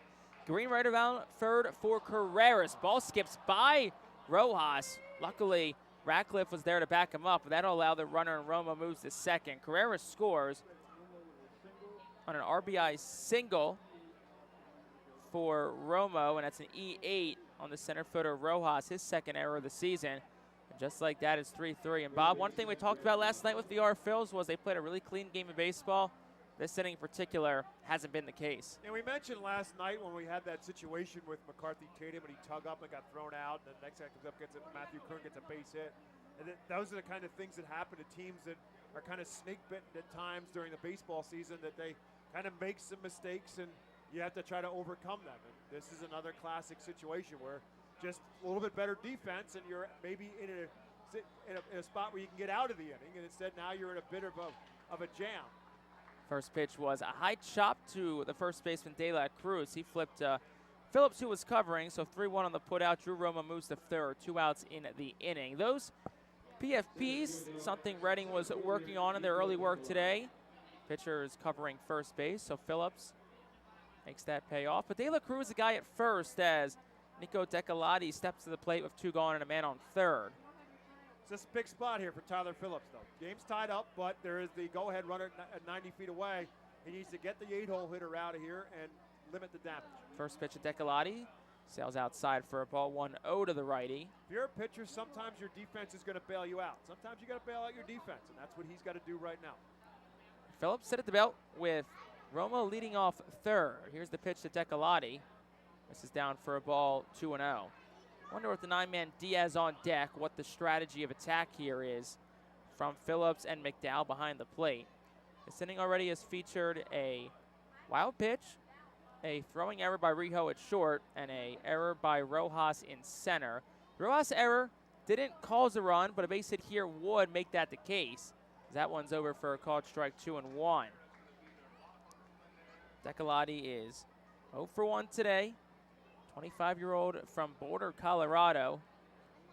Local kid who's 0 for 3 on the road trip. Local to the Rockies organization, that is. Pitch is just outside for a ball, 3-1.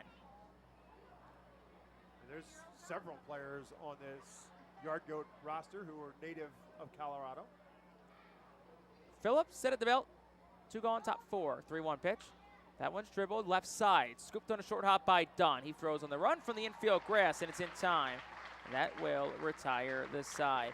2 runs in the inning on just a hit. There were 2 errors and 1 man left on base. 3.5 played from Baseball Town. Bottom of the 4th up next. All tied up at 3 on the Our Phils Radio Network.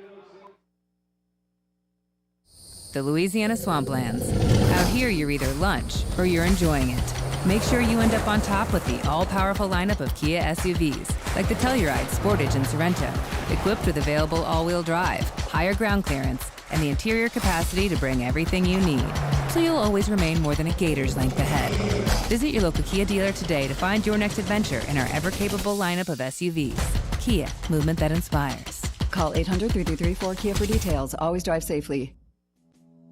When the Reading Fightin' Phils get hungry, we turn to our team feed partners. Special thanks to Chick-fil-A, Pizza Como USA, Railroad House, Why Missing Restaurant and Bakery, Jersey Mike's Subs, Mimo's Italian Restaurant and Bakery, Subway, and Clean Eats for making sure the Fightin' Phils front office is never hungry on game day. Our staff enjoys delicious meals from our team feed partners. Don't take our word for it. Find out for yourself today. The award-winning Reading Hospital Tower Health Pool Party provides an unforgettable night out with family and friends. Enjoy a baseball game while swimming in the 87-degree heated pool directly behind the right field home run wall. Plus 2.5 hours of all-you-can-eat buffet, photos, and autographs with the crazy hot dog vendor and the Fightin' Phils mascot band. Regular season tickets start at $33 per person for groups of 20 or more. Give us a call today at 610-370-BALL. Bottom of the 4th inning, it's a 3-3 ball game after Hartford added a couple of runs in the top half of this 4th inning. Also, this inning is brought to you by Swartz Colotin. Swartz Colotin represents injury victims in Pennsylvania and New Jersey. If you've been injured, call 1-800-JUSTICE today. McDowell leads off, first pitch home, outside for a ball from tonight's starter, Mike Ruff. Ruff, who was activated off the injured list earlier today, amongst a couple of roster moves. Both teams made some roster moves today, as that one's fouled back by McDowell. And Ruff, spelled R-U-F-F, 2 Fs, not R-U-F, like Darren Ruff, former Reading Fightin' Phil. Pitch to McDowell, and tight for a ball.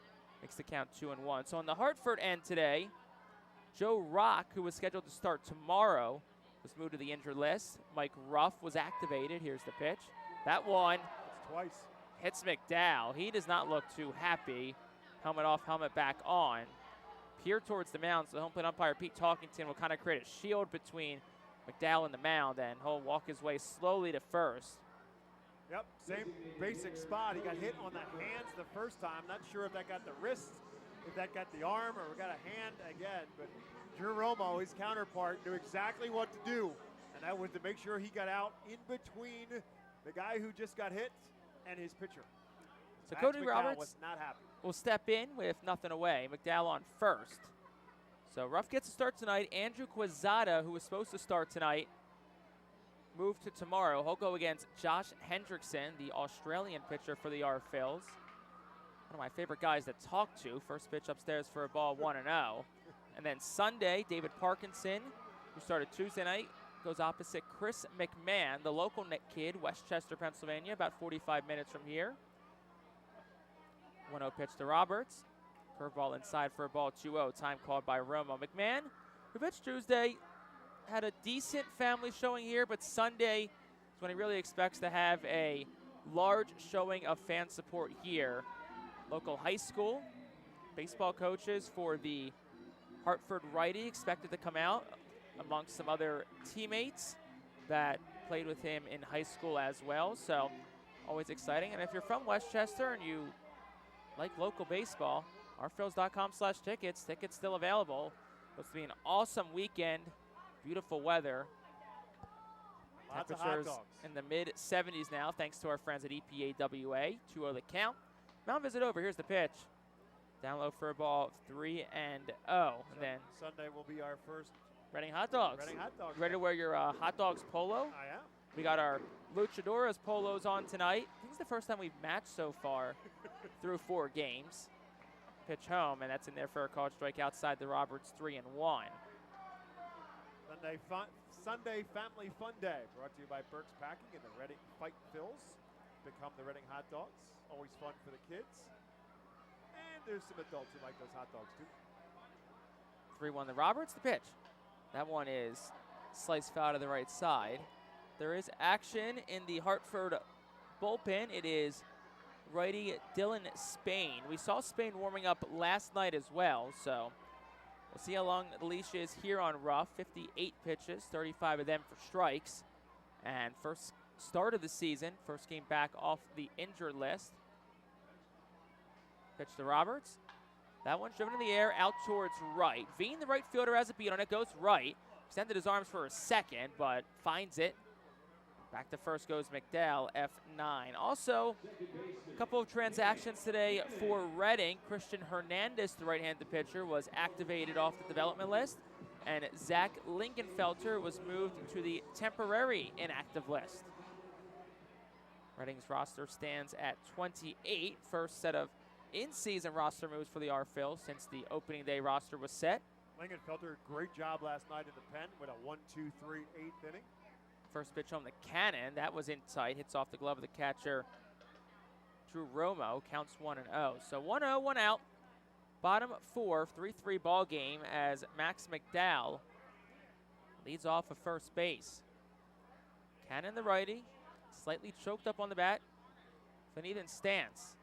Long lead for McDowell. Here's the pitch. That's a breaking pitch. Misses a bit out and up. 2-0 as Ruff continues to struggle with command. On about 55% of his pitches over for strikes tonight. And the righty comes set just above the belt. Here's the pitch. Underneath that one is Cannon. Hit a mile high into shallow left. Out to shortstop Carreras. He's caught off by Goodman, who trots in from left, and Goodman squeezes it for out number 2.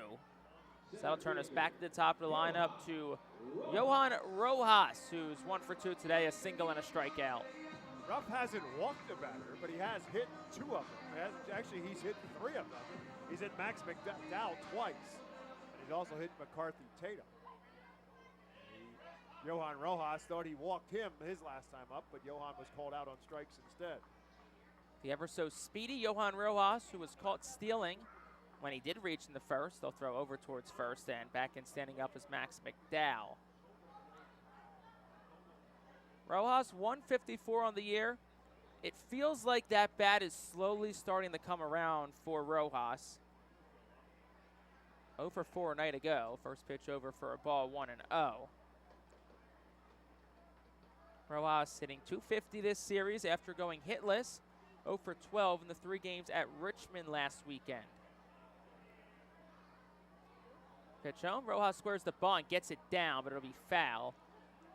He got that fair, Bob. Probably a good chance that's an infield single. Yeah, it's just another added weapon that Johan Rojas can learn to do. Again, with that speed, it's all about him getting on base, finding ways to get on base, because once he does, he can obviously do a lot of damage. Whether he is stealing or just a threat to steal, he can get in the minds of the pitchers, he can get in mind of the defense as well. 1-1, 2 outs. Pitch home. Rojas swings and misses at a fastball upstairs. But that is the swing that Johan Rojas, the Phillies are trying to get away from.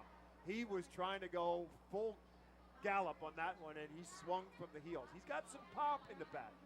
They want to see that big swing cut down. 1-2. It's down in the dirt. Scooped by the catcher, Romo. Kept it in front of him. Time's called. We saw that swing in the exhibition game. We got a chance to do the exhibition game of the Reading Fightin' Phils played at Jersey Shore against the Blue Claws, and he was really over-swinging in that exhibition game, and talking with Tyler Henson, the hitting coach, about that situation, and he'd really cut down on the swing, and as you said, he seems to be really close to getting hot. 2-2. That one's dribbled towards the left side. Pitcher, Ruff fields it. He'll have no throw at first, as Rojas is too fast, so it's an infield single for Rojas. So what he wanted to do with that bunt, he does swing in the bat regardless, and that swinging bunt. So first and second, 2 outs, bottom 4 for the Phils. Done to the plate in a tie ball game at 3. Reading up to 7 hits already tonight. Sounded like it may have broken the bat.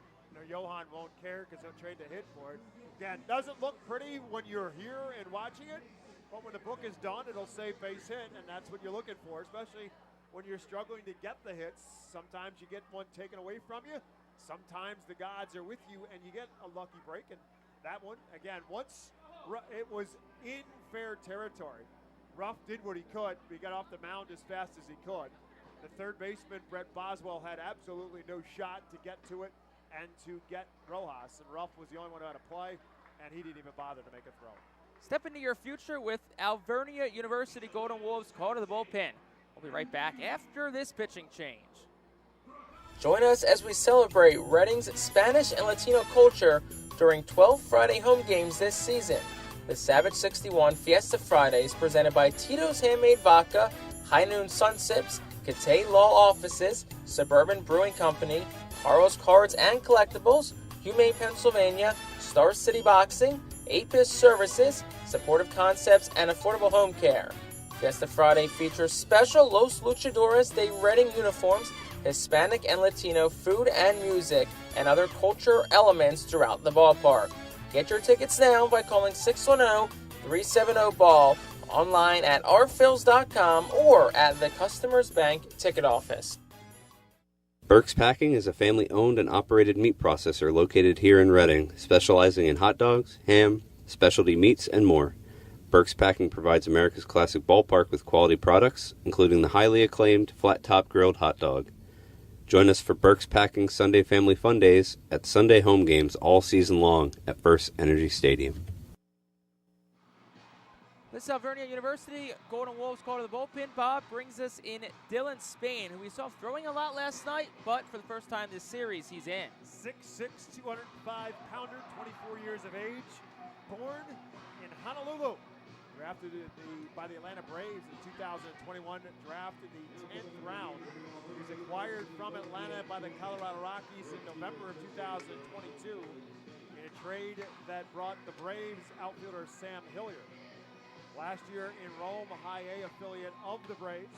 36 games, he started 7 of those 36. He was 0-5 with a 5.30 earned run average. 56 innings, he struck out 60. But in 36 games and 56 innings, he gave up 11 home runs. First pitch home to Oliver Dunn. He flares that one towards shallow center. In comes Decolati. So it's 1 pitch and 1 out. That ends this 4th inning. No runs for the Phils on a hit. There were no errors. They do leave 2 for play from FirstEnergy Stadium. All tied up at 3. Back after this on the Phils Radio Network. Join us as we celebrate Reading's Spanish and Latino culture during 12 Friday home games this season.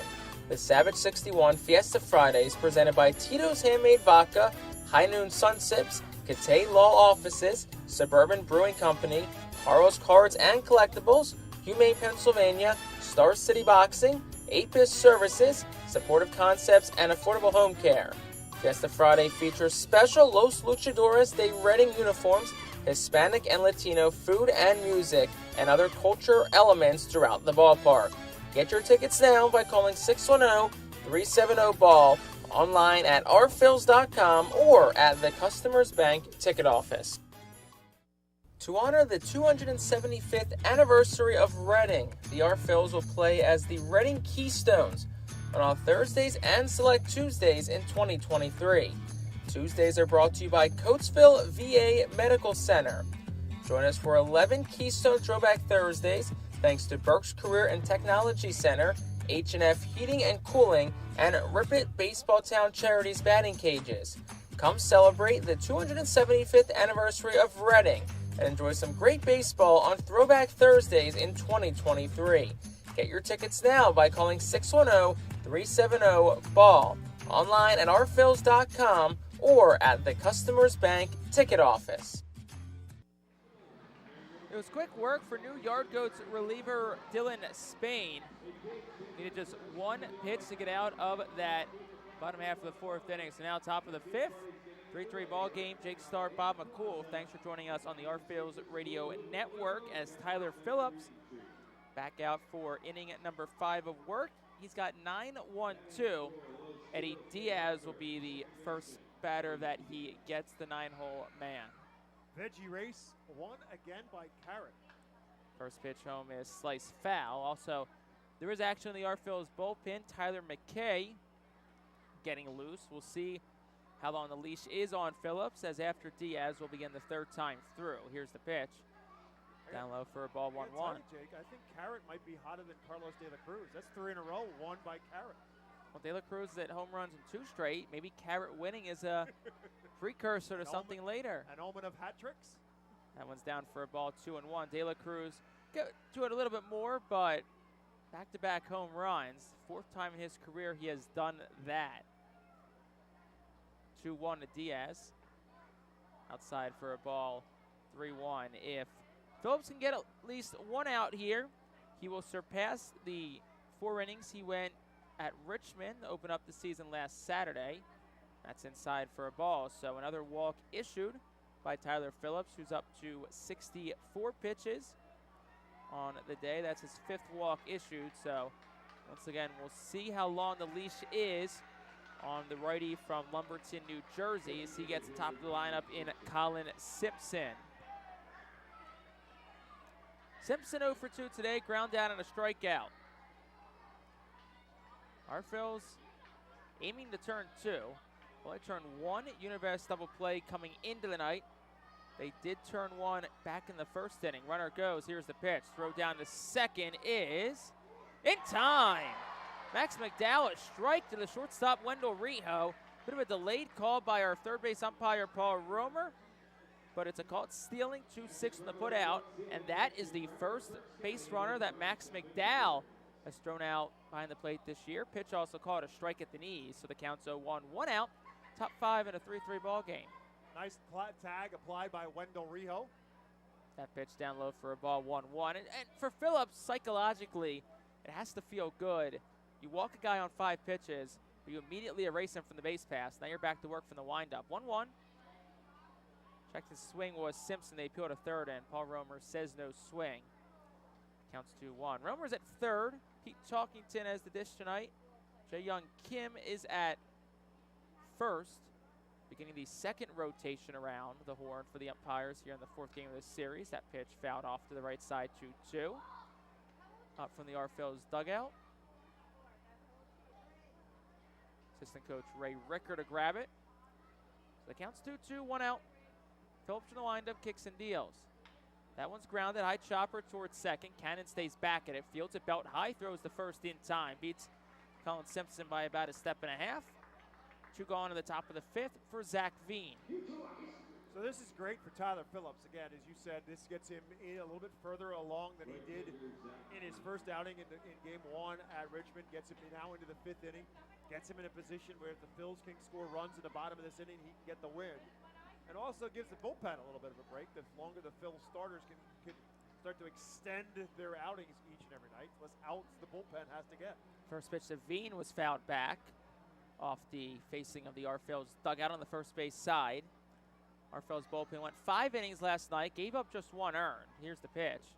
Down low for a ball. The 1 earned run came in the 6th inning. Home run given up by Taylor Lehman.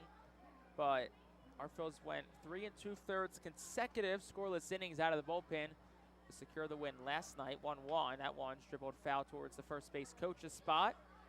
Yeah, there were three heroes in that bullpen last night. Brett Schultz obviously was tremendous. He ended up getting the win with the 2 strikeouts to get out of a jam. And as we mentioned, Zach Lingenfelter goes a 1-2-3 8th inning. And then Max Coons gets the save. Thanks to Max Coons for spending some time with us on our pregame show tonight out at Tompkins Fisk Plaza. What a great guy to talk to.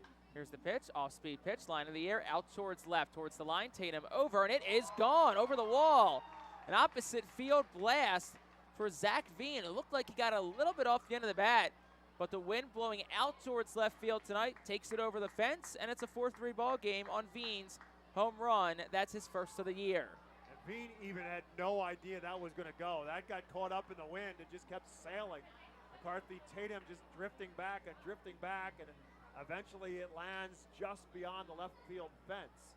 And that may do it for Phillips, as Al Padrique is going to make a visit to the mound. So all those things we said a moment ago about Tyler Phillips, you can erase them, because now he'll lead the game trailing by 1 run. Step into your future with this Alvernia University Golden Wolves call to the bullpen. Back after this with a new pitcher on the Arphil's radio network. To honor the 275th anniversary of Reading, the Arphil's will play as the Reading Keystones on Thursdays and select Tuesdays in 2023. Tuesdays are brought to you by Coatesville VA Medical Center. Join us for 11 Keystone Throwback Thursdays, thanks to Burke's Career and Technology Center, H&F Heating and Cooling, and Ripett Baseball Town Charities Batting Cages. Come celebrate the 275th anniversary of Reading. Enjoy some great baseball on Throwback Thursdays in 2023. Get your tickets now by calling 610-370-BALL. Cornwall Manor is an active senior living community on a 190-acre wooded campus in Cornwall, Lebanon County. The community offers independence and opportunities for wellness and fitness, as well as educational and musical programs, and the peace of mind of having convenient health care on site. Cornwall Manor offers a range of residential choices from apartments to homes. Prospective residents are welcome to visit us for lunch and have a chance to learn more about the community. More information is available online at cornwallmanor.org. Cornwall Manor, celebrating 70 years of senior living. ROG Orthodontics is the proud official partner of the ROG Orthodontics Fightin Phil's Kids Club. Join today at Fightin.com to get your free ROG Orthodontics Kids Club t-shirt and visit FantasticSmiles.com for more information on why ROG Orthodontics is voted #1 in Alvernia University Golden Wolves call to the bullpen, brings in Tyler McKay. Well, we see McKay again looking to get this game to the bottom of the 5th, keeping it a 1-run deficit. Tyler McKay, 6'6", 180-pounder, 25 years of age. Originally from Lee's Summit in Missouri, played his college baseball at Howard Junior College in Texas. Pitched 15 games at Jersey Shore, 25 games here in Reading last year, all out of the bullpen. 48 1/3 innings pitched, 28 strikeouts, 15 walks. First pitch from McKay to Hunter Goodman. Misses inside for a ball, 1-0. So Phillips went 4 2/3, gave up just 3 hits. 4 runs, 3 earned. Struck out 1 and walked 5 after walking none his last time out. Pitch misses inside for a ball. Just the second time in Phillips' career that he has issued 5 walks. The only other time came back on July 4th, 2021, when he was with Frisco, AA affiliate of the Rangers, as that's fouled off against Sugarland. McKay did pitch in Tuesday's season home opener. Ended up getting the loss, and that one giving up a run and 2 hits in 1 inning of relief. Pitch home, dives down for a ball, counts 3-1. McKay pitched in the opener, and he also pitched against Richmond last Saturday. Went just the 1/3 of an inning. Also allowed a home run in Tuesday night's Arphil's loss. Here's the pitch. Just outside for a ball. So Goodman reaches via the walk for the second straight inning, second straight time at the plate. That'll bring Brent Levine up to the plate for the Arphil's opponent, Hartford. With 2 gone, top 5 in a 4-3 ball game that the Yard Goats lead after Zach Veen lifted an opposite field home run earlier in this inning. The 5th walk now surrendered by Phil's pitching tonight. Pitch home, outside for a ball 1-0. Levine has been issued 2 of those walks tonight. Walking the 1st, walking the 4th, both against Tyler Phillips. But now it's McKay, kicks and deals. Fan and a miss over an off-speed pitch at 86 that dropped out of the strike zone. Evens up the count at 1-1. Levine the 4-man, Julio Carreras the 5-hole hitter waits on deck should Levine reach. Leading off first is Hunter Goodman. McKay set at the belt, takes a deep breath, peers home. Here's the pitch. Swing and a miss, 1-2. Fooled him once with that off-speed pitch, went back to it at 85. See if he tries to triple up or go back to the fastball here. Nonetheless, time is called by the batter Levine. The 1 timeout you get per at-bat. The numbers for Tyler Phillips, 4 2/3 innings, 3 hits, 4 runs, 4 of them earned, 1 walk, and 4 strikeouts. He obviously is not responsible for the runner at first base. That was McKay's responsibility with a walk. So over towards first. Tag slapped down late by De La Cruz. Phillips cannot win the game. He can lose it. Also exchange baseballs as Schultz chucks one towards the Phil's dugout. Righty on lefty matchup here. Limited action this year. Lefties hitting .333 against Tyler McKay. Granted, a very small sample size. Here's the pitch. That's in there for a called strike 3 on the off-speed pitch. Well, Hartford did grab the lead. 1 run on just a hit. There were no errors and 1 left on base. Halfway home from Reading. Bottom of the 5th up next on the Phil's Radio Network. For top flight local jobs, go with who you know. JP Mascaro & Sons are a leading waste removal company. To meet today's employment and service demands, Mascaro is upgrading its already highly competitive employee wage and benefit package for drivers, collection crew helpers, and other positions. Call 888-MASCARO, MASCARO, for details. Work for an established local family business committed to its employees. Again, call 888-MASCARO today or apply online at www.jpmascaro.com. Cornwall Manor is an active senior living community on a 190-acre wooded campus in Cornwall, Lebanon County. The community offers independence and opportunities for wellness and fitness, as well as educational and musical programs, and the peace of mind of having convenient health care on site. Cornwall Manor offers a range of residential choices from apartments to homes. Prospective residents are welcome to visit us for lunch and have a chance to learn more about the community. More information is available online at cornwallmanor.org. Cornwall Manor, celebrating 70 years of senior living. ROG Orthodontics is the proud official partner of the ROG Orthodontics Fightin' Phil's Kids Club. Join today at Fightins.com to get your free ROG Orthodontics Kids Club t-shirt and visit FantasticSmiles.com for more information on why ROG Orthodontics is voted #1 in Berks and Monco. ROG Orthodontics and the Fightin' Phil's, 2 great hometown partners. Bottom half of the 5th inning, and it is brought to you by Cornwall Manor. Cornwall Manor is the first retirement community to collaborate with the Rodale Institute in Kutztown to develop an organic farm on the Cornwall Manor campus. Well, Carlos De La Cruz leads us off here in the bottom half of the 5th inning. Phil's chasing a run, 4-3 Hartford, after a home run in the top half of the frame from Zach Veen. De La Cruz, the tall righty, 6'8", 210 pounds, steps in. First pitch home from Spain. This is outside for a ball. Count is 1-0. De La Cruz tonight is 1 for 2, doubled and scored back in the 1st inning. Here's the pitch home. That one's grounded towards third, staying back on its Boswell, fields it towards his left, rips a throw across, it's in time for out number 1, and that'll bring McCarthy Tatum up to the plate for the Phils. Tatum is 0 for 1 tonight. Did drive in a run on a ground out back in the 1st. Also hit by a pitch. Tatum, tonight's Sheets RBI guy, batting in the 4-hole. Here's the pitch home. That one hits him. 2nd straight at bat. He's been hit. So there have been 4 hit batsmen tonight by Hartford pitching staff. And they've split them, 2 for Tatum and 2 for Max McDowell. Looks like they're magnets out there. There's been a lot of pitches up and in. And we'll see how this plays itself out. This is one of the aspects of playing a team 6 times in 6 days where, things can kind of materialize over the course of a couple games and can stick in your craw a little bit over the course of a couple games as well. Let's see how this unfolds now.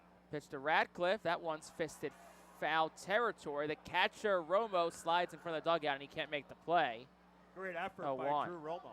Not the first time we've seen excellent effort by Romo tonight. We know he's certainly going to give his all when chasing down fly balls, but Radcliffe had a home run back in the first, a 2-run shot, to then put the Phillies up. 5th time in 7 games. Actually, Hartford scored in the first, so Reading has scored first in 4 of 7. Other teams scored first in 3. Radcliffe laces that foul to the left side, counts 0-2. Radcliffe up to 286 on the season. Couple of home runs, 3 runs driven in. Enter tonight 3 for 11 during the homestand. Here's the pitch.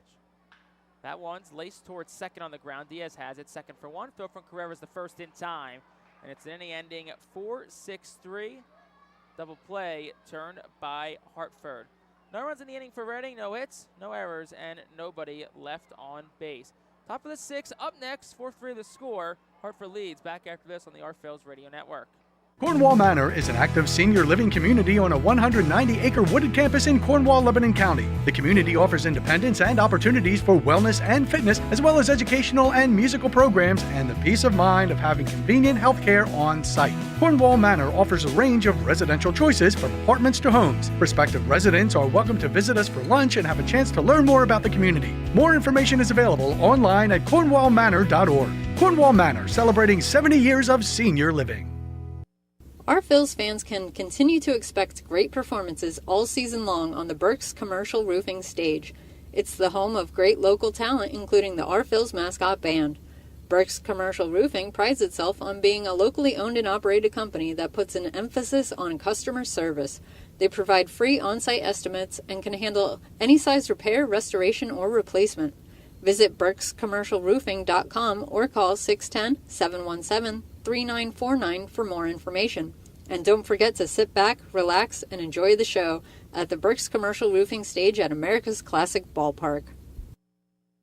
To enjoy a perfectly crafted 1893 from the makers of Pepsi Cola, you must first appreciate its carefully selected ingredients. A dash of cola nut extract, a hint of real sugar, a splash of sparkling water, and a generous amount of attractive spokesperson. Trust me, I'm gorgeous.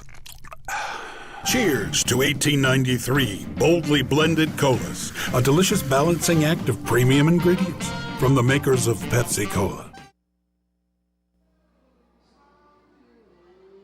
We move to the top half of the 6th inning. 4-3, Hartford has the 1-run lead as Julio Carreras, the shortstop, will step in to lead things off here in the frame. First pitch home, bounced right back to McKay, makes an excellent play on the mound. De La Cruz wasn't paying attention or either lost it in the lights. McKay threw a hard throw over that De La Cruz just hit off. Looked like the facing of his glove.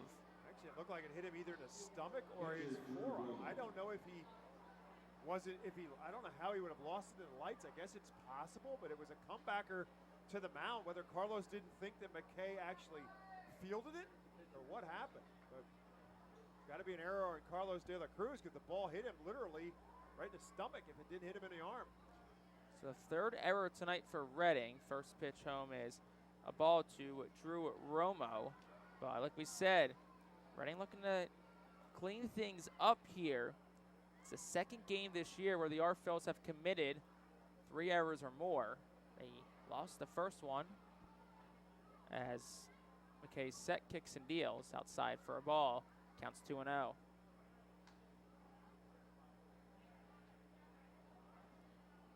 Romo is 1 for 2 tonight. Singled and drove home a run back in the 4th inning. Bats with Julio Carreras on first and nobody away. Here's the pitch. That one's into the air. Foul. Slices into the grandstand down the left field line. Brought to you by American Barber and Beauty Academy.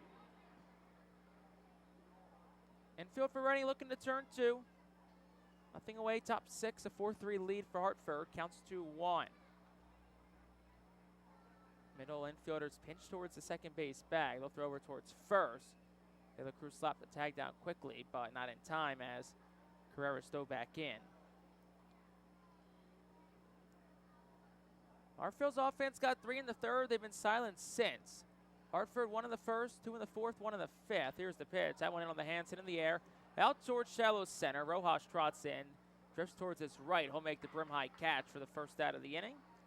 Carreras retreats to first, and that brings Brett Boswell up to the plate with 1 gone in the 6th. Boswell 0 for 2 tonight. Third baseman Brett Boswell. Boswell will bat from the left side, a 158 hitter on the year. Reading once again looking for one of those Univest double plays. McKay set. Kicks and deals. Runner goes. Here's the throw to second. That throw goes into center field. Past the outstretched arm of Rijo. Rojas will have no play at third, so Carreras makes his way to third. Beneficiary of another error. Be on the catcher, Max McDowell. Stolen base, and then an E2. So that's 4 errors tonight for the R Phils as the sloppy play continues. 4 errors, 5 walks. It's hard to overcome. They're still only down a run. Reading sets a season high in errors with the 4 tonight in this game number 7 of the young season. McKay kicks and deals with the infield up. That pitch sliced foul, 1-1. We said infield plays all up in the grass. De La Cruz, both feet planted in the dirt. So is Cannon at second, but they're as far up in the dirt as you can possibly get. Rijo and Dunn on the left side, both feet in the grass. Outfield plays shallow, shaded to go the other way. Pitch is outside for a ball, counts 2-1.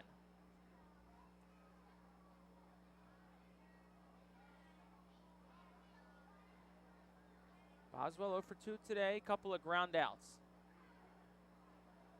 Here's the 2-1. Swing and a miss on an off-speed pitch. That buckled him in, 2-2.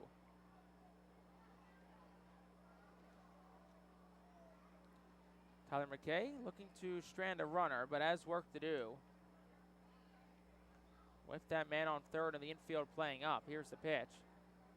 Breaking, actually that was a fastball. Had some late movement to it.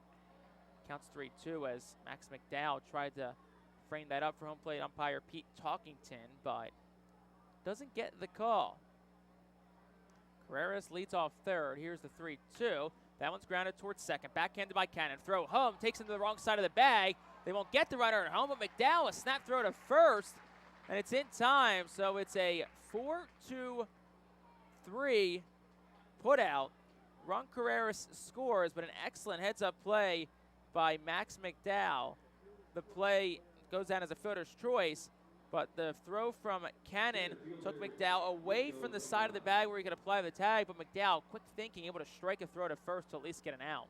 Great play by Max McDowell to get an out. It will be an RBI for Brett Boswell. That first pitch fouled back to Nico Decolati.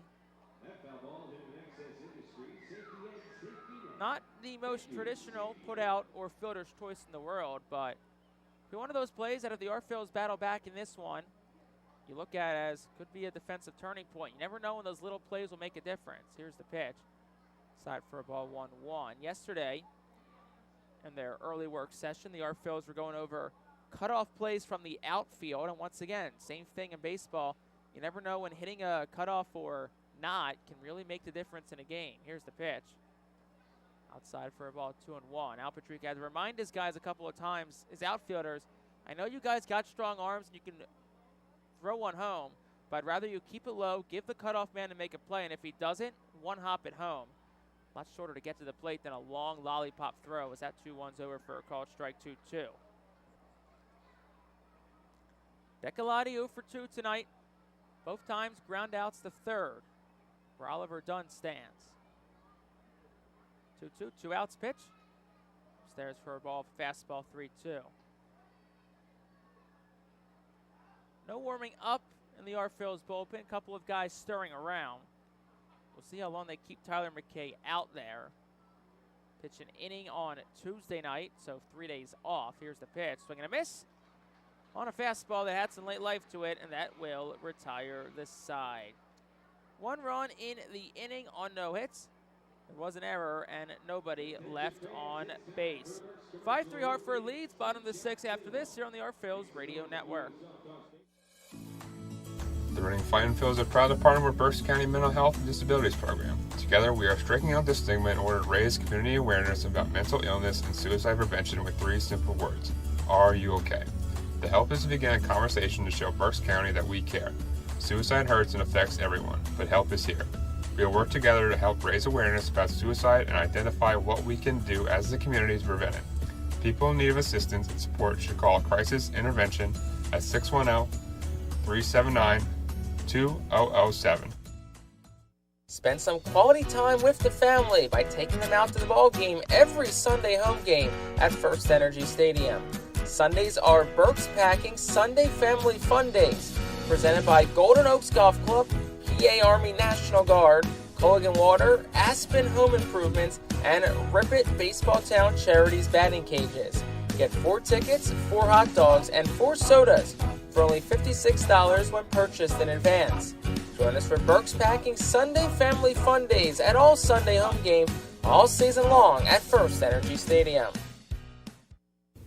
Looking for the place to have the ultimate family fun at the Fightin Phillies game? Look no further than Capital Blue Cross Funland. Capital Blue Cross Funland features the most exciting games and entertainment at the ballpark, including speed pitch, mini golf, ring toss and peach basket toss, mascot autograph booth, a bounce house, and the incredible giant inflatable slide. Bring your family to all the fun at their next Phillies game at Capital Blue Cross Funland. Bottom half of the 6 innings, Hartford leads Los Luchadores de Reading 5-3 as Wendell Rijo, the shortstop tonight, getting his first start of the season at shortstop, leads off 6-7-8 due up against Spain. First pitch home, Rijo fouls it back. Counts 0-1 as that one shot just in front of the press box. Rijo is 0 for 1 tonight, singled and also hit into a line drive double play. Rijo asks for time, and while he does, how about this day in baseball town history update on April 14, 2016 at Harrisburg. Nick Pivetta, yes, Nick Pivetta notches his first win of the season. Here's the pitch. Outside for a ball, 1-1. Angel Mora went 3 for 4 with the home run of 4 RBI and a 9-0 win over the Senators, who were Nick Pivetta's former team. If you remember, he came from the Washington Nationals of the Phillies in the Jonathan Papelbon trade. How'd that work out? Worked out decent for the Phillies. Rijo swings and misses. Counts 1-2. Worked out for a little while before Jonathan Papelbon lost his mind inside the Phillies dugout at one point in time. Also, there was Bryce Harper and Papelbon 2-2 after that one's down. Got into a little incident in Washington, D.C. Bryce Harper now a fan favorite, I think it's safe to say, in the city of brotherly love. 2-2 the count to Rijo. Here's the pitch. That one's dribbled foul. Hit off the foot of Rijo.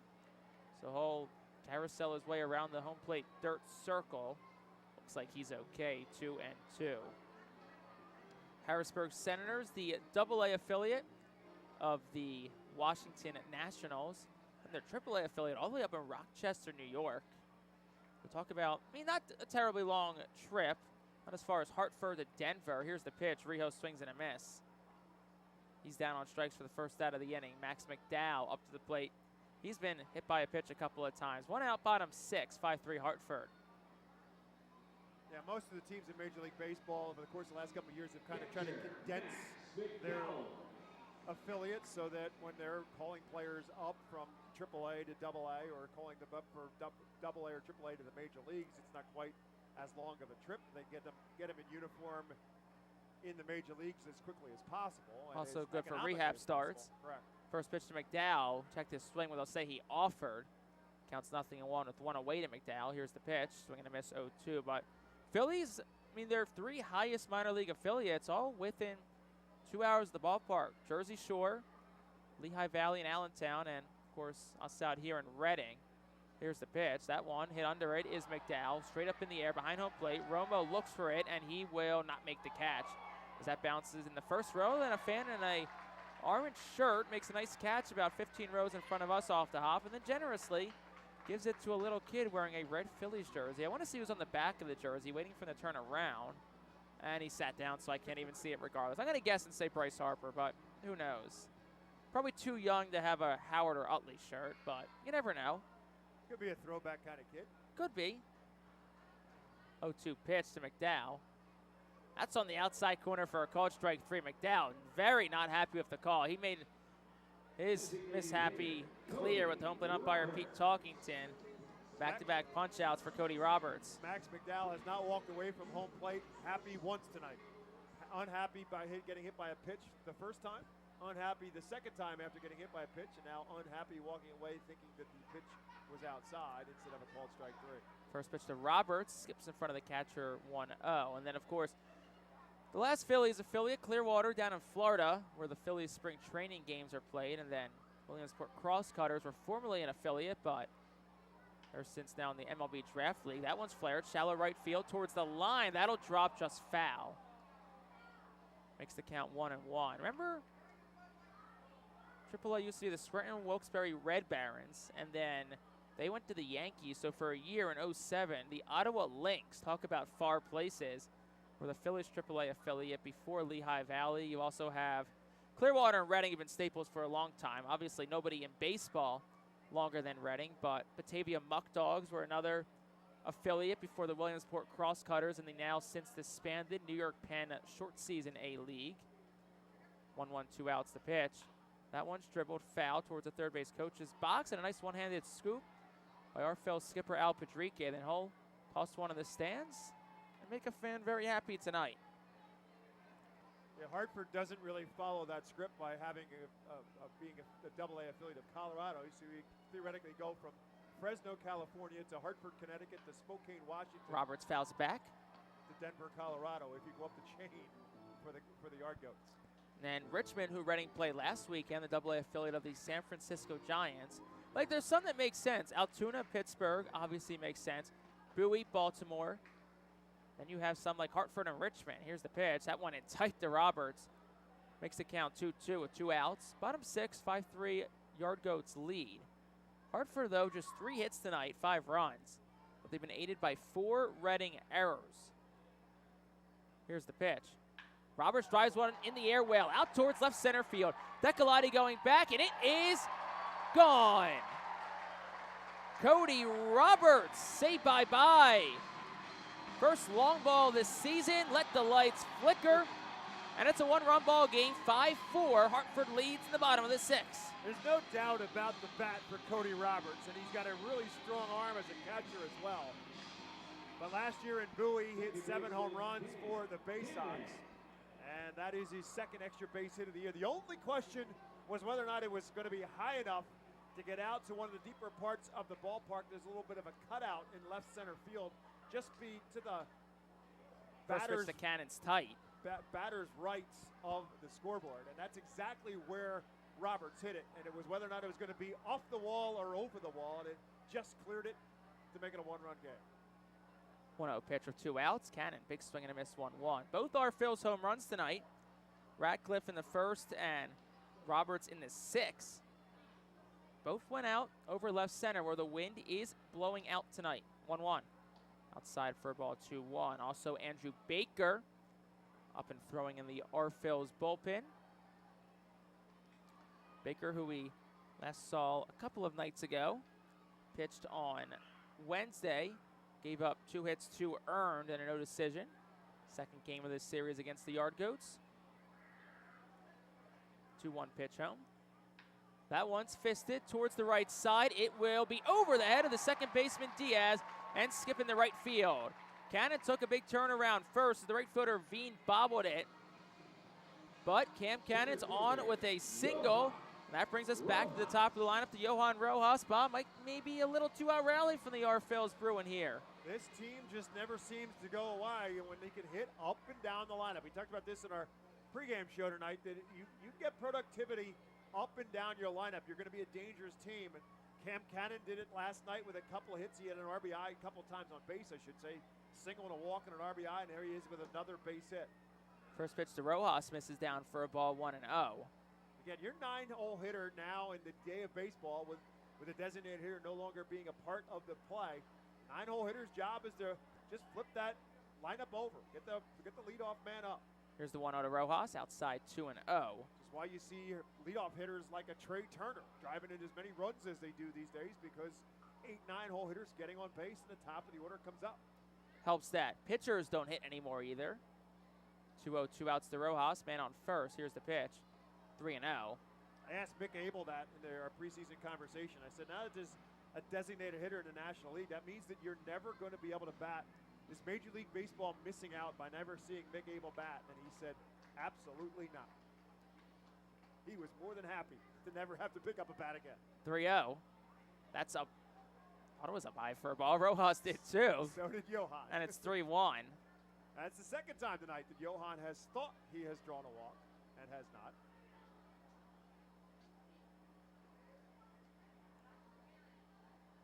Here's the pitch. That's outside, ball 4. So one of my old favorite adages in sports is ball don't lie. And in that situation, the ball did not lie. So Spain issues a walk to Rojas. That'll bring Oliver Dunn to the plate. So 3 straight R-Phils have reached. Third baseman, Oliver. Here, this bottom of the 6th. Activity in the Yard Goats bullpen. It looks like Hartford kind of stalling a little bit to get that pitcher up and loose. It looks like it's Shelby Lackey, who has not yet pitched in this series, who is up in Hartford's bullpen. And to the mound comes Kristen Orfield. So Alvernia University Golden Wolves call to the bullpen. Step into your future with Alvernia University. We'll be back with the new arm for Hartford after this on the R-Phils Radio Network. Can't make it to the ballpark? The R-Phils Radio Network has you covered. Legendary Berks County broadcaster Bob McCool is joined by Jake Starr, and they'll bring you radio coverage of all 69 R-Phils home games in 2023. Tune in on the Fightin' Phils YouTube channel, Twitch account, Facebook page, or at rphils.com/radio. Keep up with everything R-Phils on social media. Follow us for exclusive content such as highlights, interviews, features, and much more. Find us on Twitter at Reading Fightins, on Instagram at Fightins, on Facebook by searching Reading Fightin' Phils, and even on TikTok. Keep up with one of the mostly followed teams in all of minor league baseball on social media. Alvernia University Golden Wolves call to the bullpen. Brings in Shelby Lackey for Hartford, Bob. 6'3", 190-pounder, 25 years of age, originally from Linden, California, plays college baseball at Pacific University. 2018 18th round draft pick of the Colorado Rockies. Last year in Spokane. We talked about Spokane being the high A affiliate of the Rockies a moment ago. He was in Spokane a year ago. 41 appearances, all out of relief, 0-3. 4.93 earned run average, 45 2/3 innings pitched. He struck out 49 in 45 2/3. He also walked 30. So struck out a lot, walked a lot. He comes into a jam here in the 6th inning. So we'll get Oliver Dunn first. This inning looked like it was going to go quick. Rio struck out, McDowell struck out. Then Cody Roberts hit a home run. Cam Cannon singled on a little blooper to right. Then Johan Rojas walked on 5 pitches. So now it's Oliver Dunn, who's swinging a red-hot bat for the R-Phils. 381 on the season so far. Was 2 for 3 a night ago. Already has 2 hits tonight. Single, double, and a run scored. Set at the belt's Lackey. Pitch to Dunn. That's upstairs for a ball, 1-0. Again, the shift is no longer in baseball, but Julio Carreras is about as far to his left as he can. And now he's just moved over a couple steps, and now he'll move right back again. He is almost directly behind second base. Set at the belt, Lackey, 1-0. In tight for a ball, 2-0. And the rules say that 2 infielders have to be on each side of the bag. So by definition of the rule, Julio Carreras is on the shortstop side of the bag, but he's flirting with it as much as possible. And also 2 feet have to be on the infield dirt. 2-0. 3-0 to Dunn. Last thing you want to do here is walk on and get Carlos De La Cruz up to the plate because, A, you know he wants redemption for what happened last inning, and B, he's red hot. 3-0, 2 outs. Oliver Dunn, men on first and second. Bottom 6, 5-4 Hartford leads. Lackey, set of the belt, kicks and deals. And there for a called strike, belt high, 3-1. Now if you're Oliver Dunn, as hot as you are, and you're seeing the baseball well, you're looking one pitch, one spot. We'll see if he gets it, if he decides to swing away.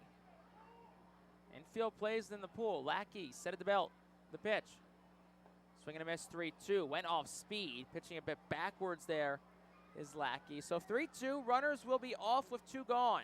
Yeah, threw him a changeup and a 3-1 pitch. Dunn thinking, hitting dead red on a 3-1 hitter's count. Lackey comes set. Runners off. Payoff pitch. That one is fisted foul out towards our vantage point, but it'll drop a bit lower. So the count stays 3-2 as Dunn fights that off. Good wheels on the bases, and Cam Cannon and Johan Rojas. If Oliver Dunn can find a way. So we'll do it again at 3-2, 2 outs, bottom 6. 1-run ball game. Rojas at first, Cannon on second will be off. The payoff pitch. That's down low, ball 4, and it loads the bases for who else but Carlos De La Cruz. De La Cruz has homered in back-to-back nights for the 4th time in his career. He has never homered in 3 straight games in his career. But in this case, one swing to put the R-Phils back ahead. Righty on righty, Lackey set of the belt, the pitch.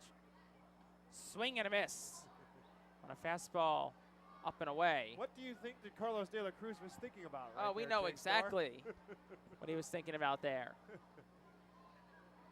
De La Cruz,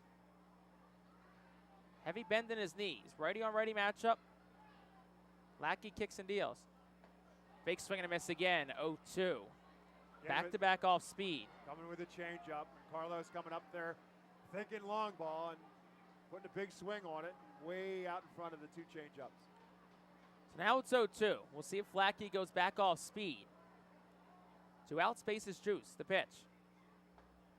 That's at the knees for a called strike 3. De La Cruz can't believe it, and he strikes out on 3 pitches. So Hartford, between Spain and Lackey, combined to shut out the side, but for Reading in the inning, 1 run on 2 hits, no errors, and they leave the bases loaded.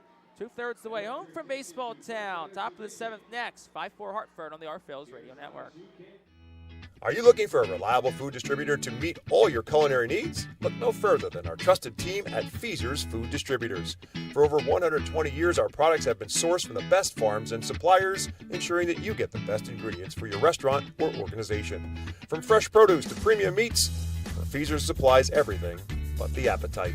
Visit Feasers.com today to experience the difference in working with a top-tier, family-owned food distributor. Feaser's, your partner for success in the kitchen. Looking for a fast and hassle-free way to get your snacks and non-perishable groceries? Look no further than FeasersDirect.com. With just a few clicks, discover the convenience of having your culinary essentials ready for a pickup at our headquarters in Harrisburg.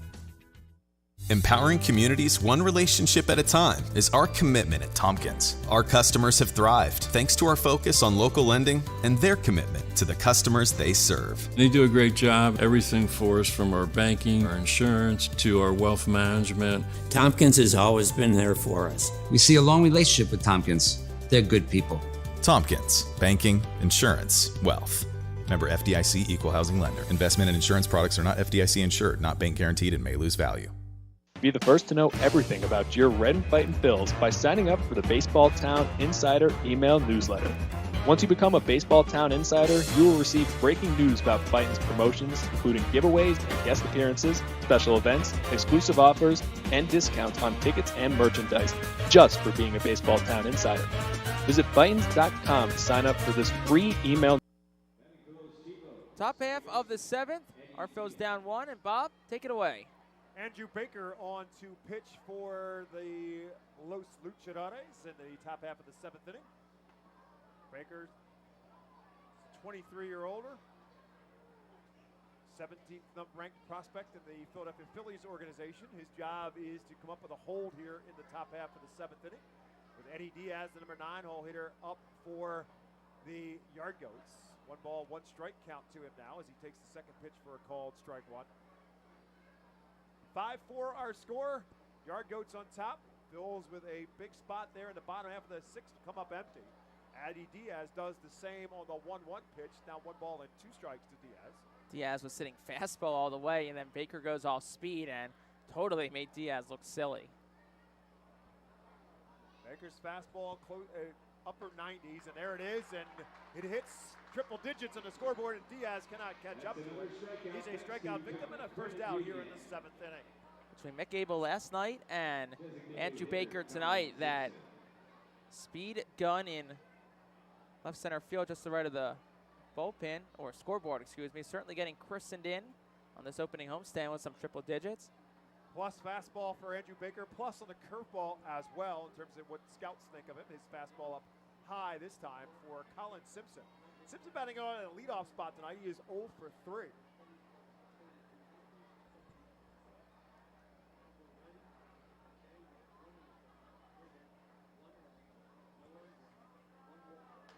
This one popped foul and out of play. Organizational update, Philadelphia Phillies in the bottom half of the 7th inning on top of the Cincinnati Reds 5-2. Edmundo Sosa with a solo home run for the Phils in that one. Phils now at 4-9, trying to figure out a way to get themselves on the right direction. Here's one driven into right field. Byron Radcliffe will turn and say goodbye. Colin Simpson turns on that curveball and drills it into right field, and Hartford right back up on top by 2 on the solo home run from Colin Simpson. Andrew Baker just left the fastball a little bit too much over the plate, and that's the thing. When you throw hard, guys nowadays, they're learning how to hit harder pitching, so you still have to be able to hit your spots. Second straight game in which Baker is allowed a home run. Also gave up one against Hartford the other night. So that will bring up Zach Veen, who also hit a home run, put the Yard Goats on top at the time with that home run at 4-3. As Baker comes back with a fastball at 100 miles an hour that's up and away. Being the number 2 ranked prospect in the Rockies organization, ranked by Major League Baseball as the number 25 prospect in their top 100 rankings. Now, first round draft pick of the Rockies in 2020. Number 9 overall selection out of Spruce Creek High School in Florida. Same draft pick in which Mick Abel was drafted by the Phillies as the number 15 pick out of high school. 1-0 pitch, again up high, and it's 2-0. Andrew Baker, who is the Phillies' number 17 prospect, pitching to one of the Rockies' higher prospects. Right now he's behind him, 2 balls and a strike. Being 1 out of 2 on a night, also walked and scored in the first. This pitch is over for a called strike 2. Baker's even the count now at 2 balls and 2 strikes. 6-4, Yard Goats on top.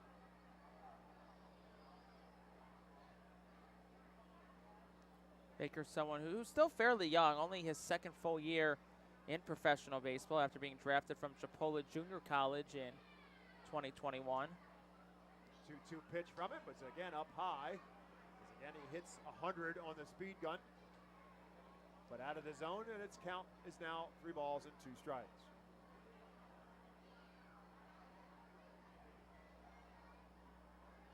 This one fouled out of play.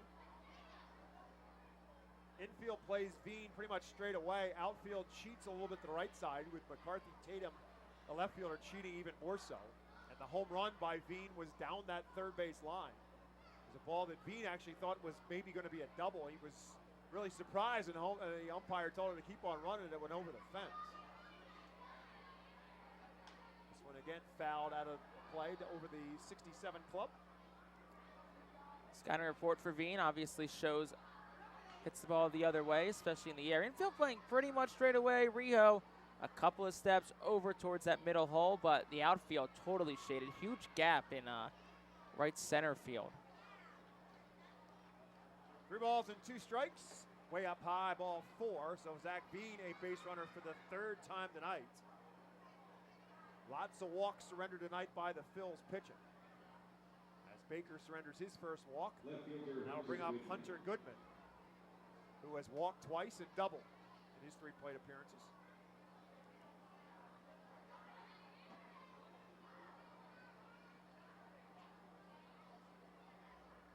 Phil's looking for a double play, trying to get out of this. First pitch is a curveball and a good one as Goodman, thinking he's going to get a fastball, gets a curveball on the first pitch, locked him up.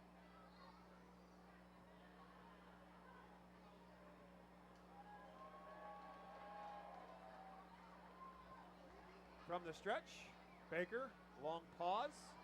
Veen thinking about going, doesn't, and that one up and in. And it may have hit the bat, the handle of the bat. I think it did. Goodman doesn't even argue the play. So it hit the bat handle as Goodman tried to get the hands out of the way, and it rolled towards the Phil's dugout. And it hit the knob of the bat for Hunter Goodman, so that's a strike 2. Yeah, Baker threw his arms up right away saying foul ball. Goodman knew it. He didn't even try to go to first. He knew it hit the bat.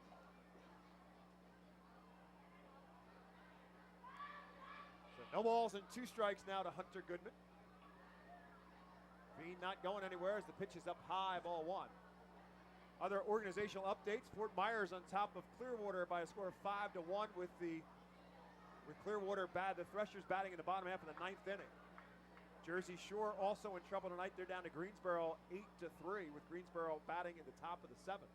Big swing, no contact. Hunter Goodman is retired on strikes as Baker goes with a high heat. Goodman cannot catch up to it. That's out number 2 here in the 7th. Andrew Baker and Max McDowell not too shy about their collective strategy. I'm going to throw it as hard as I can. Here it is. Try and hit it. Last of the updates, Lehigh Valley also down tonight to Durham on the road. Iron Pigs batting in the top of the 8th. They're down 4-1. There's your organizational update for the Philadelphia Phillies organization. And the Double-A team is also down tonight. They're down now 6-4 after a solo home run in this top half of the 7th inning by Colin Simpson. Andrew Baker with Zach Veen taking his lead off of first. Bluff's going. Levine taps it towards second. Cannon with a play in shallow right. Will flip it to Carlos De La Cruz for the 3rd and final out, but more damage for the Yard Goats. 1 run on 1 hit. It was a home run from Colin Simpson. To the 7th inning stretch we had with the Fightin' Phils trying to come from behind one more time. They're down 6-4.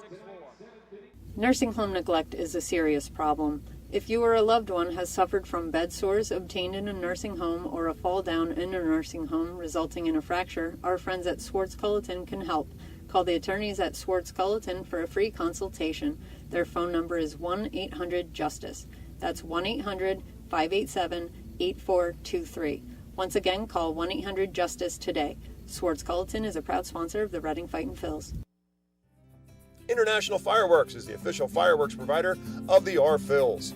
International Fireworks shoots every fireworks show throughout the season, including 8 Mega Blast fireworks shows. International Fireworks also provides the pregame fireworks after the national anthem at each game. International Fireworks has a nearby retail store in Douglasville, Pennsylvania, where you can purchase all of your fireworks. Visit fireworksareus.com for more information about the International Fireworks retail store in Douglasville. Thanks again to International Fireworks, the official fireworks provider of the R Phils.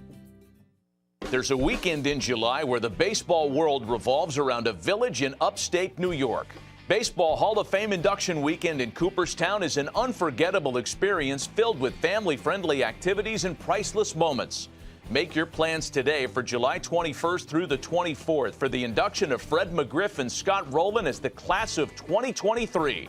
Visit baseballhall.org today for the entire schedule. See you in Cooperstown, where the journey becomes legend. Reading Fightin' Phils to the plate here in the bottom half of the 7th inning. Bottom half of the 7th inning is brought to you by Swartz Culleton PC. You can expect reliable and experienced attorneys who are committed to getting you justice after a serious personal injury from Swartz Culleton PC.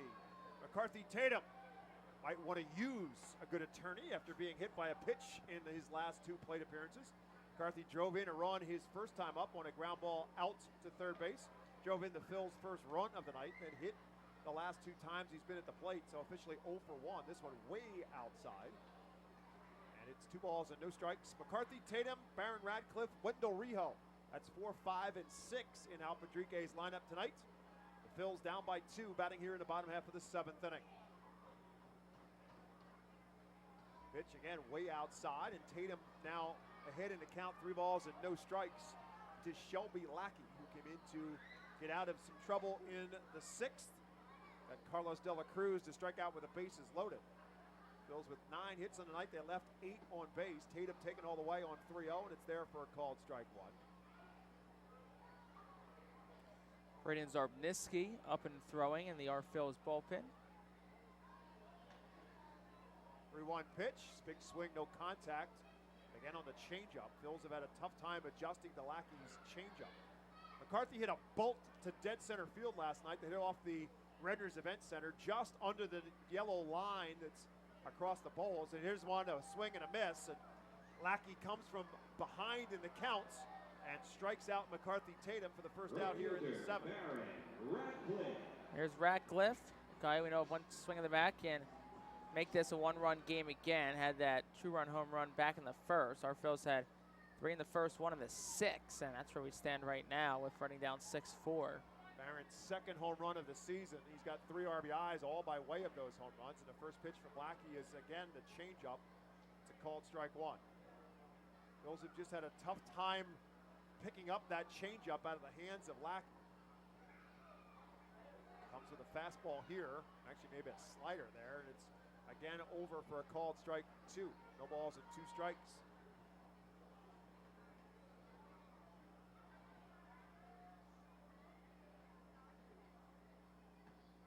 Can't catch up to the fastball there, and Radcliffe is a strikeout victim. That's 3 straight strikeouts recorded now by Shelby Lackey. 2 down here in the 7th. Reading had a little 2-out rally last inning. See if they can try and get another one going here. Got 7 outs to work with and a 2-run deficit. Only 4 hits tonight for Hartford, but 4 errors and lots of walks by our Phils pitching. Really the Achilles heel tonight. Wendell Rijo bats, lifts this one down the right field line. Gonna be a long run for somebody. Levine, the first baseman, will make the catch, showing great range and in fair territory in shallow right field. That'll be the 3rd out of the inning. Phils go 1, 2, 3 in the bottom of the 7th. To the 8th we go, and remains Hartford 6, Reading 4. Nursing home neglect is a serious problem. If you or a loved one has suffered from bed sores obtained in a nursing home or a fall down in a nursing home resulting in a fracture, our friends at Swartz-Culleton can help. Call the attorneys at Swartz-Culleton for a free consultation. Their phone number is 1-800-JUSTICE. That's 1-800-587-8423. Once again, call 1-800-JUSTICE today. Swartz-Culleton is a proud sponsor of the Reading Fightin' Phils. Celebrate the history of our national pastime at the National Baseball Hall of Fame and Museum in Cooperstown. See priceless treasures that'll bring your baseball memories to life. Connect with events that have shaped and changed the game and our country. Our stories to tell, your memories to share. Plan your visit today at baseballhall.org.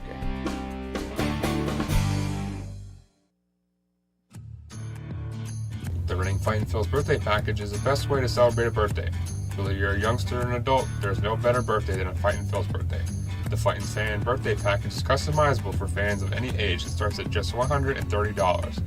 Base packages include 10 general admission tickets to a Fightin's home game, an autographed baseball, and a VIP reserved parking spot. Fans can also add a wide variety of experiences and options to make sure your favorite Fightin's fan's birthday is a grand slam. We head to the top half of the 8th inning. New pitcher on the mound for the Fightin' Phils is Brandon Zarbniski. Andrew Baker goes an inning, gives up a hit, a run, 1 walk, and 2 strikeouts. And now the Phils will turn it over to Brandon Zarbniski to try to hold down the Yard Goats as they trail 6-4 heading into the top half of the 8th inning. Zarbniski making his 3rd appearance of the year.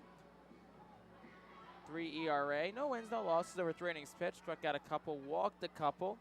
Last pitched on Tuesday against Hartford, went an inning, gave up 2 hits and an earned run, which came on a home run from Hartford.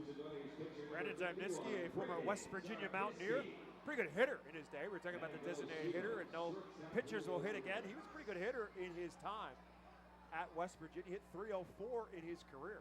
Also was 13-5 with 10 saves in West Virginia. Last year at Reading, 30 games, 29 of the 30 out of the bullpen. 43 innings pitched. He struck out 53, walked 14, had a couple of saves. His job is to hold down the yard goats, who will send Julio Carreras, Drew Romo, and Brett Boswell to the plate. First pitch from Zarniski at ball. The second one is a called strike one to Carreras. Carreras officially 0 for 3 tonight. He's been on base twice, however, and scored a couple of runs. 1-1 pitch, the off-speed pitch, way out in front of the curveball, and Carreras is behind 1 ball and 2 strikes.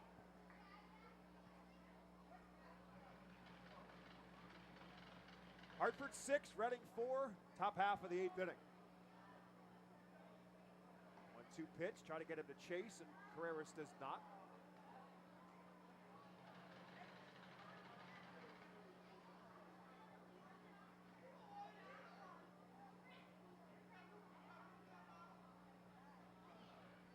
Two pitch. Swing and a foul tip that's held onto by Max McDowell behind the plate. So Carreras a strikeout victim in the first out here in the 8th. Good work by Zarniski. Fools Carreras there with a couple of off-speed pitches. I'm going to bring out Drew Romo, 1 for 3 on the night, just his 4th hit of the season. Mentioned he's one of the top prospects in the Rockies organization, but hitting just 174 as he steps to the plate. Pops the first pitch to him, foul and out of play. Veen, the number 2 prospect, Romo, the number 4 prospect, both taken in the same 2020 first round. Veen, a competitive balance pick, was the 35th overall pick in that 2020 draft. Takes one for a called strike 2 on the outside corner. So Zarniski quickly works ahead of Drew Romo, no balls and 2 strikes.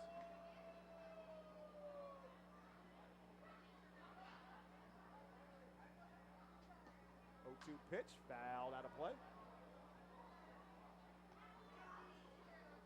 Romo last year in Spokane in 101 games hit .254 with 5 home runs and 58 RBIs.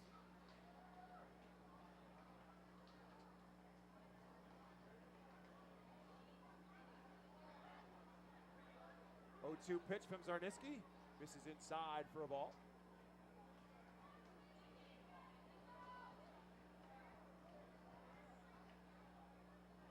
Romo threw out just 12 of 66 base stealers a season ago and also had 8 pass balls as a catcher. 1-2 pitch, takes this one low and inside, ball 2, it's 2-2. He is still very highly regarded. He's only 21 years of age and catching at Double-A. So the Rockies have continued to advance him along within their organization. 2 balls and 2 strikes to him. Checks his swing. McDowell holds it and doesn't get the call. The count is now even at 3 balls and 2 strikes. Max McDowell has had his own thought process with the home plate umpire, Pete Talkington. That's a fair thing to say. Certainly, they've had a bunch of conversations tonight. 3 balls and 2 strikes. Tap down the right field line, and it's going to stay fair and roll all the way into the Phillies bullpen. Romo will round first, and he'll head into second with a stand-up double. A slow roller that rolled all the way down the first base line and stayed fair. And so Romo, a 1-out base runner at second base. Tough play for De La Cruz at first base. As we've talked about a bunch, Carlos De La Cruz making the transition from the outfield to first base, but playing far off the line on that last one. That one just a bit too far out of his reach. That'll bring up Brett Boswell, who's 0 for 3 on the night. Did drive in a run his last time up on a very unusual play. Hartford had the bases, had a runner at third base. And the Phils with the infield up, a ground ball to second baseman Cam Cannon. His throw to the plate was wide, run scored.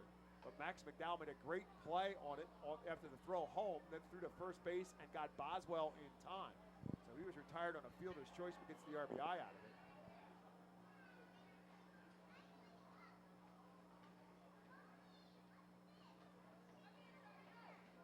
One-0 pitch coming from Boswell. It's a pickoff attempt, and they got Romo hung up. Wendell Rijo with a throw to third base in time as Dunn will apply the tag, and that is out number 2 in the inning. That'll be a caught stealing to retire Drew Romo. Great play by Sarniski, Rijo, Oliver Dunn at third. It's all around great work on the pickoff play, and then Rijo double clutch for a second, but still fired to strike the third and Dunn a nice tag. Now Sarniski trying to get the third and final out in Boswell. This one driven into right field. Baron Radcliffe with a long run, but he'll close the gap and make the catch. And when it's all said and done, the Yard Goats are done here in the 8th. They got a hit, they leave none. To the bottom of the 8th we go. Phil's down to their final 6 outs. They're down 6-4. Baseball fans, introducing Bally Live, the only app where minor league baseball fans can score major rewards. When you stream your favorite teams live, you'll score rewards. When you chat with friends during a watch party, you'll score rewards. And when you test your skills at trivia, you'll score rewards. Being a fan of minor leagues has never been so rewarding.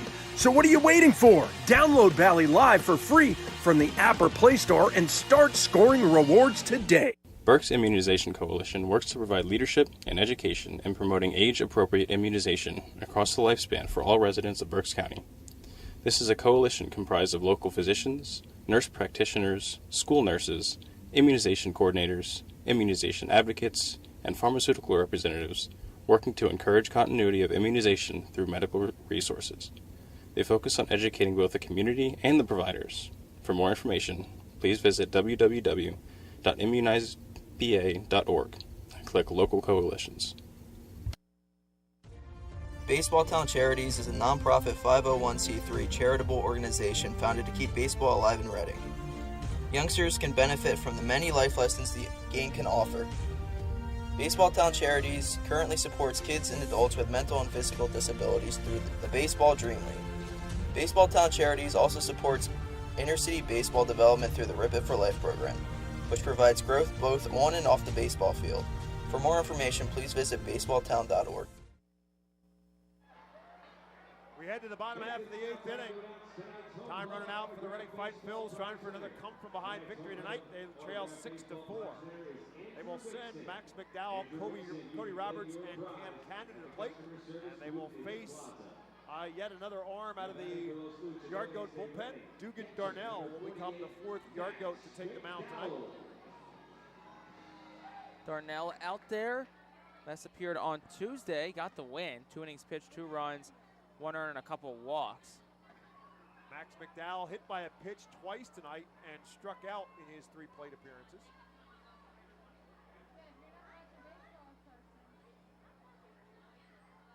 First pitch, a called strike. Second pitch, a ball. 1 ball and 1 strike to Max McDowell. Still looking for his first hit of the season.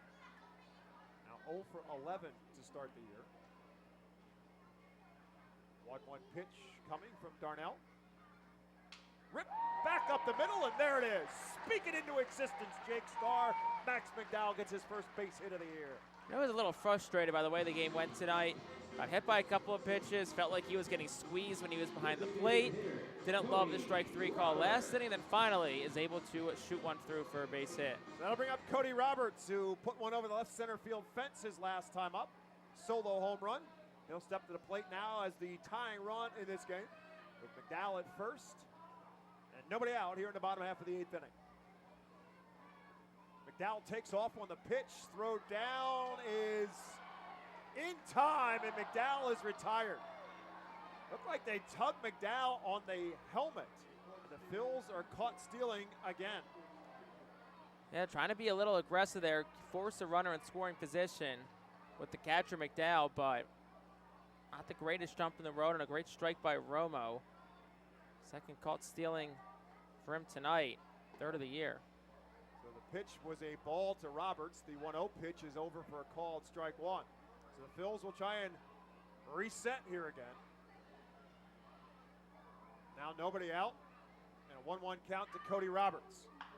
This one grounded towards shortstop. Carreras up with it, throws in plenty of time to get Roberts at first base. 2 down now here in the 8th. We'll bring up Cam Cannon, 9-hole hitter in the Phils lineup. 1 for 3 on the night. Now 2 out of 6 in the series.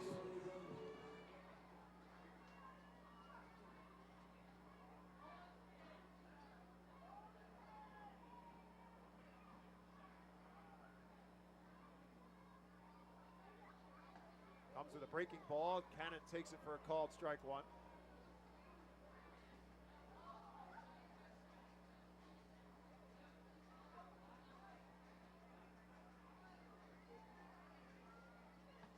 Swings and misses. It's at a fastball.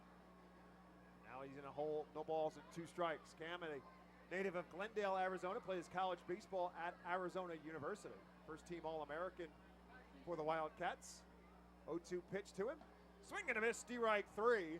And it turns into a pretty good inning for Dugan Darnell as he retires the Phils. What turns into be in order thanks to the caught stealing for the Phils in the 8th. No runs, a hit, none left. We head to the 9th. Hartford 6, Reading 4. White Star Tours and Travel Centers offers the Our Phils fan road trip again this season.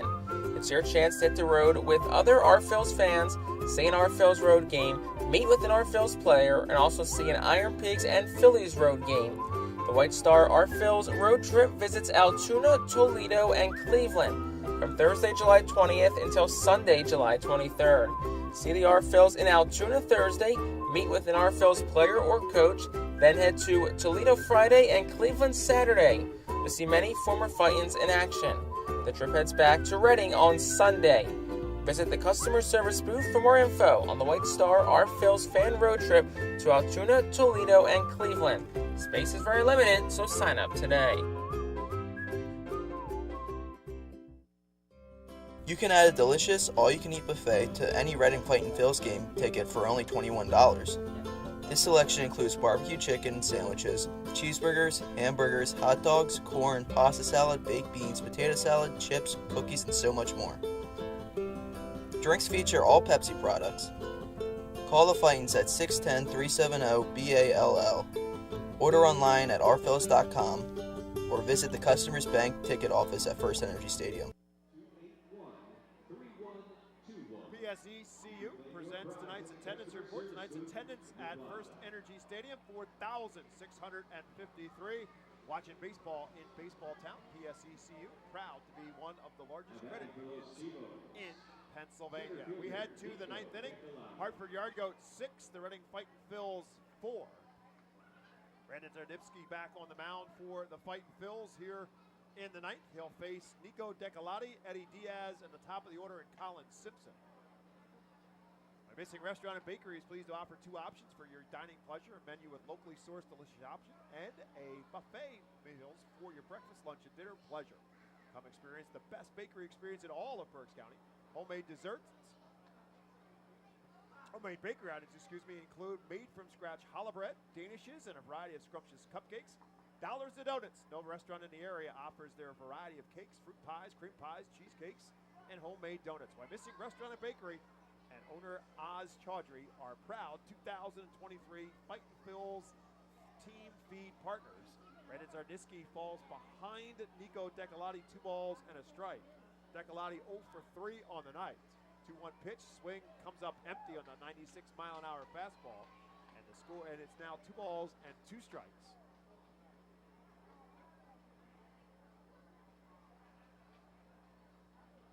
Decolati calling timeout. Pete Talkington saying, "You got it. Don't do it again." 2-2 pitch to it. Fouls it straight back.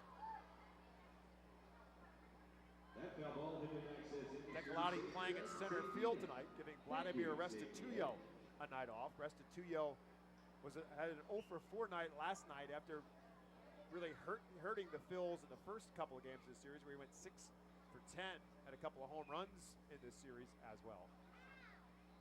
2 balls and 2 strikes. Right there for a called strike 3. Second strikeout recorded by Zardisky since he's come into the game in the 8th inning. 1 out here in the 8th for Eddie Diaz. Second baseman Eddie Diaz.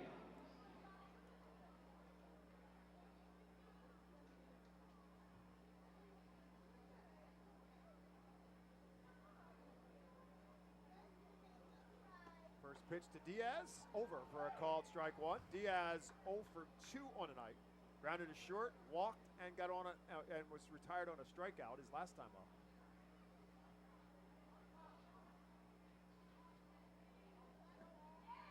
Swings through an off-speed pitch there. Zarbniski quickly had no balls and 2 strikes. Looking ahead, our Phils have top of the lineup up in the 9th, so if you're able to keep it a 2-run game, you certainly have the manpower to come back in the 9th. 0-2 pitch is way outside. Max McDougal makes the catch to make it a 1-ball and 2-strike count. Update in in Cincinnati. Philadelphia Phillies right now with 3 runs across thanks to a 2-run single from Alec Boehm. Still batting in the top of the 9th. They now lead the Reds 8-2. This one again way outside. Now it's 2 balls and 2 strikes. So after firing a lot of strikes and putting Diaz in a hole at 0-2, Zarbniski really throwing 2 unchallenged pitches that were easy takes for Diaz way out of the zone.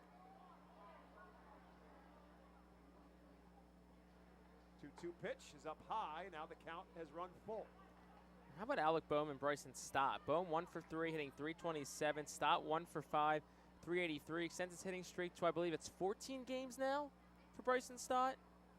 He's sure red hot. If he got a hit last, I think he might have went 0 for last night. So I think that streak may have ended last night. Here's a 3-2 pitch. It's over for a called strike 3.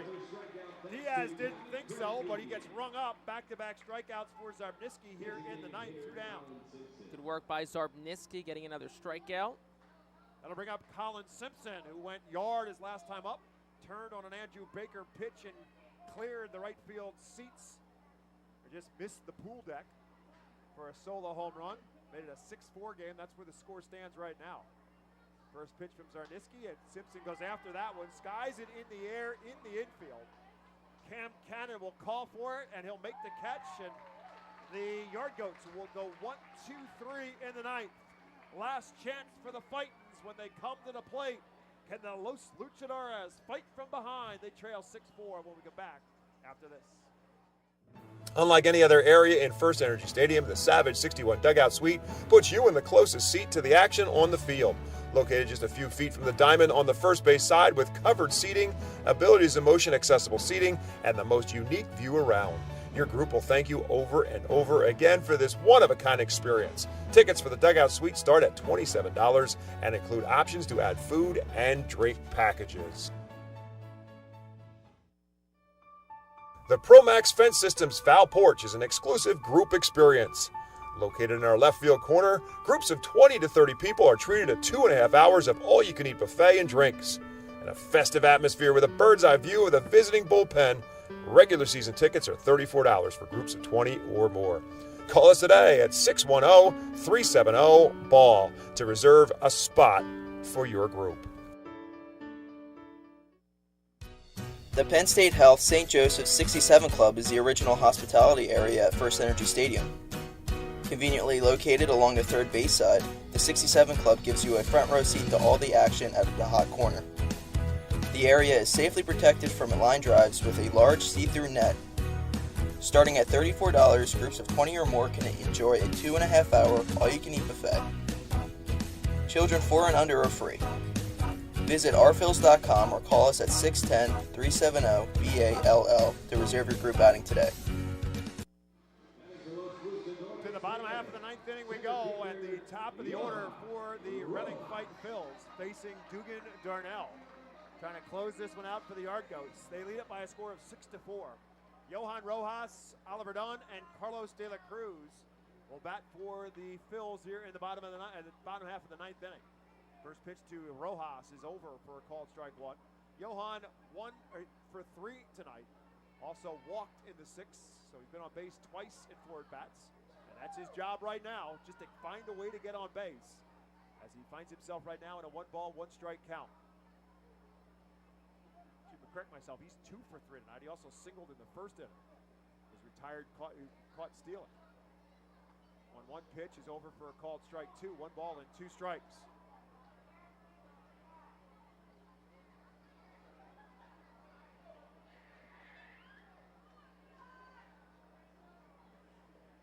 Now winds and delivers.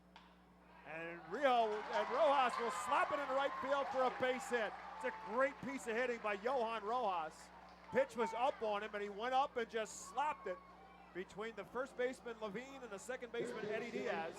And Johan Rojas has his third hit of the night and gets those wheels on base for Oliver Dunn. Again, Phils need 2 to tie, 3 to win here in the ninth. Dunn with a couple more hits tonight. He's been on base 3 times in 4 plate appearances. A single, a double, walked, and a fly out to center field. He's also scored a run. First pitch to him, low ball 1. So Dunn now 8 for 15 in this series, plus 3 walks. So he's been on base 11 times. Looking to do it another. A 1-0 pitch. Over at the knees for a called strike 1, 1 ball and 1 strike.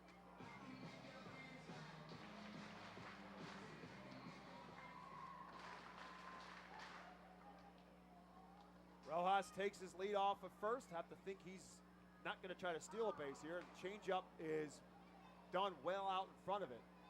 Now he finds himself in a 1 ball, 2 strike count. Phils have been baffled tonight by some of these these yard goat relievers, Rockies organization. Yard goat relievers who have thrown some changeups out. Dunn now behind 1 ball and 2 strikes. This is a fastball. He cannot catch up to it, and Oliver Dunn is a strikeout victim. Out number 1 here in the ninth. And that will bring up Carlos De La Cruz. Second strikeout recorded by Dugan Darnell since coming into the game. De La Cruz 1 for 4 on the night, double, and scored a run in the first. Struck out with the bases loaded in the 6th. Phils have left 8 on base tonight. That has been part of the problem for this 1 and 5 start. A lot of base runners, a lot of hits, but a lot of men left on base. Also have committed 4 errors tonight. Pitchers have walked 6. Adds up to a deficit of 6-4 right now with 1 out now in the 9th inning. First pitch to Carlos De La Cruz is a ball. Johan Rojas takes his lead off of first. Fans trying to rally the troops in the bottom of the 9th. Pickoff attempt, Rojas dives back in without a problem.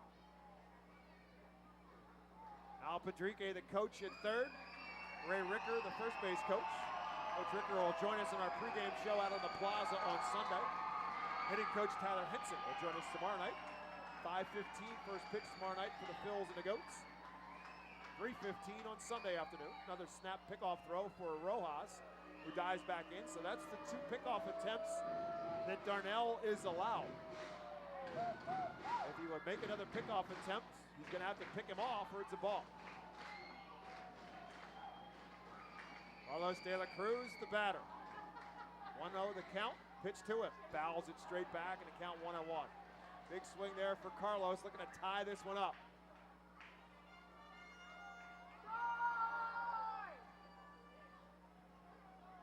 Phils with 2 long balls tonight, one from Barron Radcliffe back in the first inning. Cody Roberts with a single solo home run in the 6th. 1 ball, 1 strike, pitch, big swing, again, no contact. On the off-speed pitch, De La Cruz way out in front.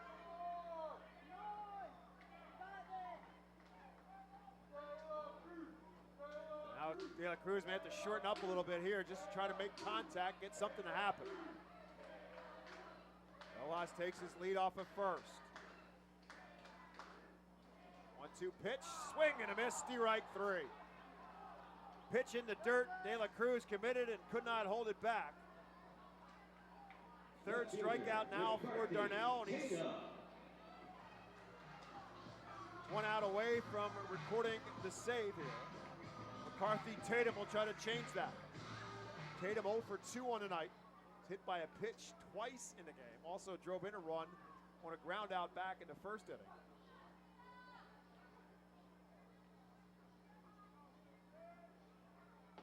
First pitch outside for a ball. McCarthy 2 doubles on the season, one of them last night, high off the center field wall, just missed from going out over that yellow line that now is the target for the home run, about 22 feet above ground in center field and in right center, that Redner's Event Center. Pitch to him, over for a called strike one. 1 ball and 1 strike.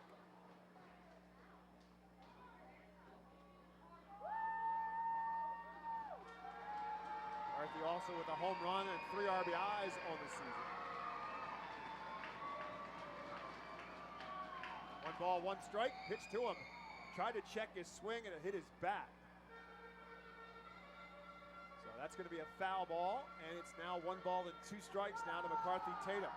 So the Fightin' Phils are down to their final strike. Man on first base, 2 down, bottom half of the 9th inning. Darnell from the stretch, pitch to the plate. Over, no, it's not over. Thought it was. Drew Romo thought it was. Dugan Darnell thought it was. McCarthy Tatum takes it for a ball 2. It ain't over till it's over, as they say. And so McCarthy Tatum still alive at 2-2.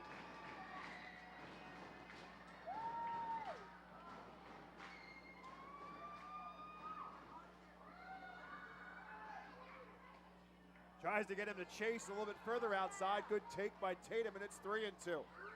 So Rojas will be off now with 2 outs and a 3-2 count.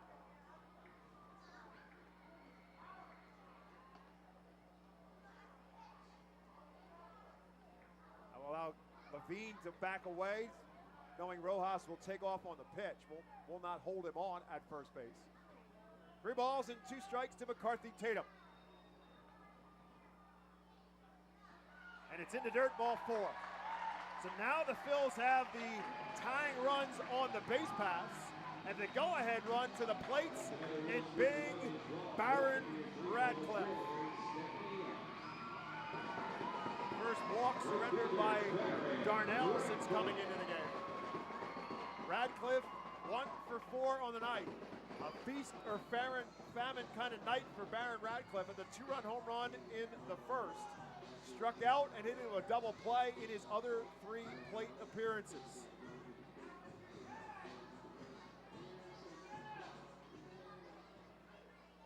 Drew Romo goes out, talks things over a little bit with Dugan Darnell. Johan Rojas at second. McCarthy Tatum, the tying run at first. Baron Radcliffe at the plate. Phils get some activity in the bullpen just in case. Pitch bounces up there, good block by Romo.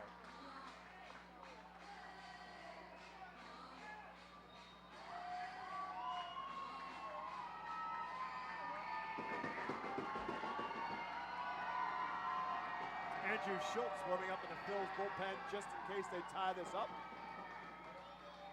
1-0 pitch, inside, ball 2.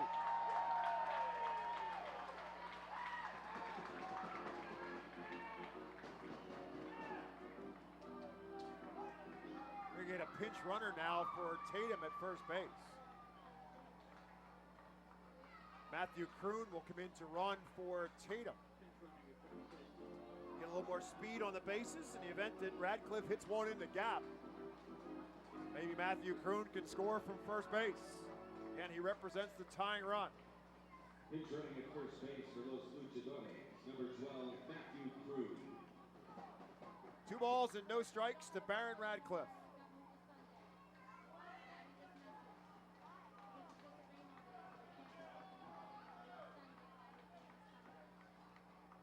Pickoff attempt by Darnell, just kind of faked him back. Rojas goes back to second. Carreras, the shortstop, didn't even bother to cover the bag. 2 balls and no strikes to Baron Radcliffe. Same thing, bluff thrown back to second base. The fans giving it to Dugan Darnell a little bit. They want to see Baron Radcliffe hit. Pitch to the plate, up high, ball 3. It's 3-0. No activity in the yard goat bullpen. This is Dugan Darnell's game right now. 2 on, 2 outs. Phil's down by 2. Ball loose in the Phil's bullpen, but Schultz hustles to get it back in before they stop the play. Pitch to the plate. Inside, ball 4. Back-to-back walks. And now the Phils have the tying run at second base. And the go-ahead run on base on the walk by Baron Radcliffe. So it was a base hit for Rojas, then back-to-back strikeouts for Dugan Darnell. And then back-to-back walks by Darnell. And now a visit from the pitching coach, Blaine Beatty, to try to talk things over a little bit with his reliever, Dugan Darnell. Wendell Rijo will come to the plate now for the Fightins. 2 outs and a bases loaded. The bottom half of the 9th inning. Base hit likely ties this thing up. And Wendell Rijo can find some grass.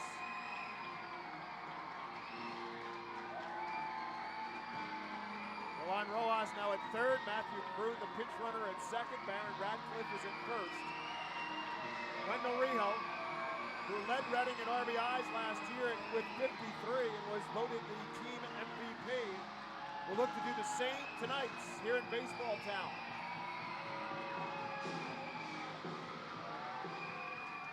$4,600 plus in attendance tonight here in Reading. Trying to cheer the Phils to a come-from-behind win. Pitch to Rijo. Big swing, no contact. 95-mile-an-hour fastball above the letters, and Rijo went up after it.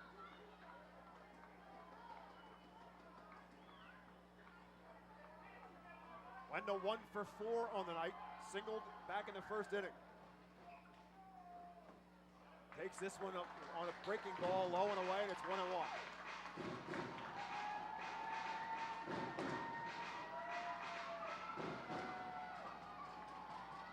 Hartford 6, Reading 4, 2 down, bottom of the 9th. Bases loaded. 1-1 pitch to Wendell Rijo. Driven up in the air. Decolati, the center fielder, has it under his sights and will squeeze it for the third and final out. As the Phils again leave men on base to end this game. Tonight they leave the bases loaded in the bottom of the 9th on the fly ball to Nico Decolati to end it, and Hartford holds on for a 6-4 victory. We'll take a timeout. We get back to Baseball Town with our post-game show right after this on the Reading Fightin' Phils Radio Network.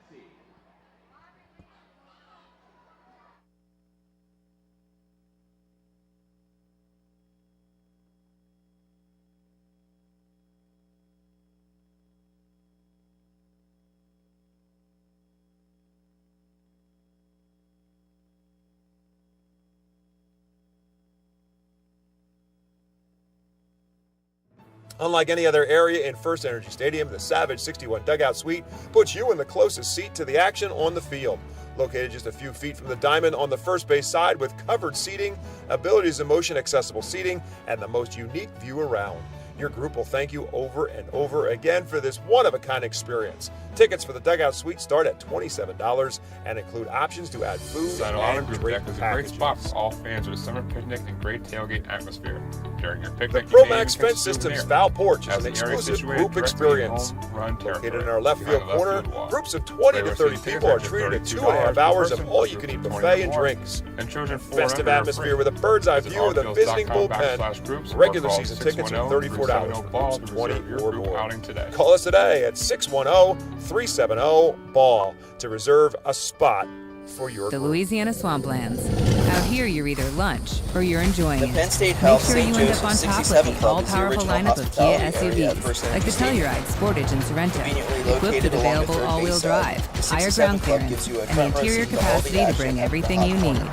So you'll always remain The more area than a is safely gator's length protected from the line ahead. drives Visit your with a local Kia large dealer see-through today to net. find your next adventure in our Starting at ever-capable $34, lineup of groups of SUVs. 20 or more can Kia, enjoy movement that 2.5 inspires. hour Call all-you-can-eat 800-334 Kia for details. Always drive Children 4 and safely. under are free. Are you looking Visit for a reliable food rphils.com distributor or to call meet us at all your culinary needs? 610-370-BALL. No further. Trusted team Those are at your group items Feasers today. Food Distributors. For over 120 years, our products have been sourced from the best farms and suppliers, ensuring that you get the best ingredients for your restaurant or organization. From fresh produce to premium meats, Feasers supplies everything but the appetite. Visit Feasers.com today to experience the difference in working with a top-tier, family-owned food distributor. Feasers, your partner for success in the kitchen. Looking for a fast and hassle-free way to get your snacks and non-perishable groceries? Look no further than FeasersDirect.com. With just a few clicks, discover the convenience of having your culinary essentials ready for a pickup at our headquarters in Harrisburg.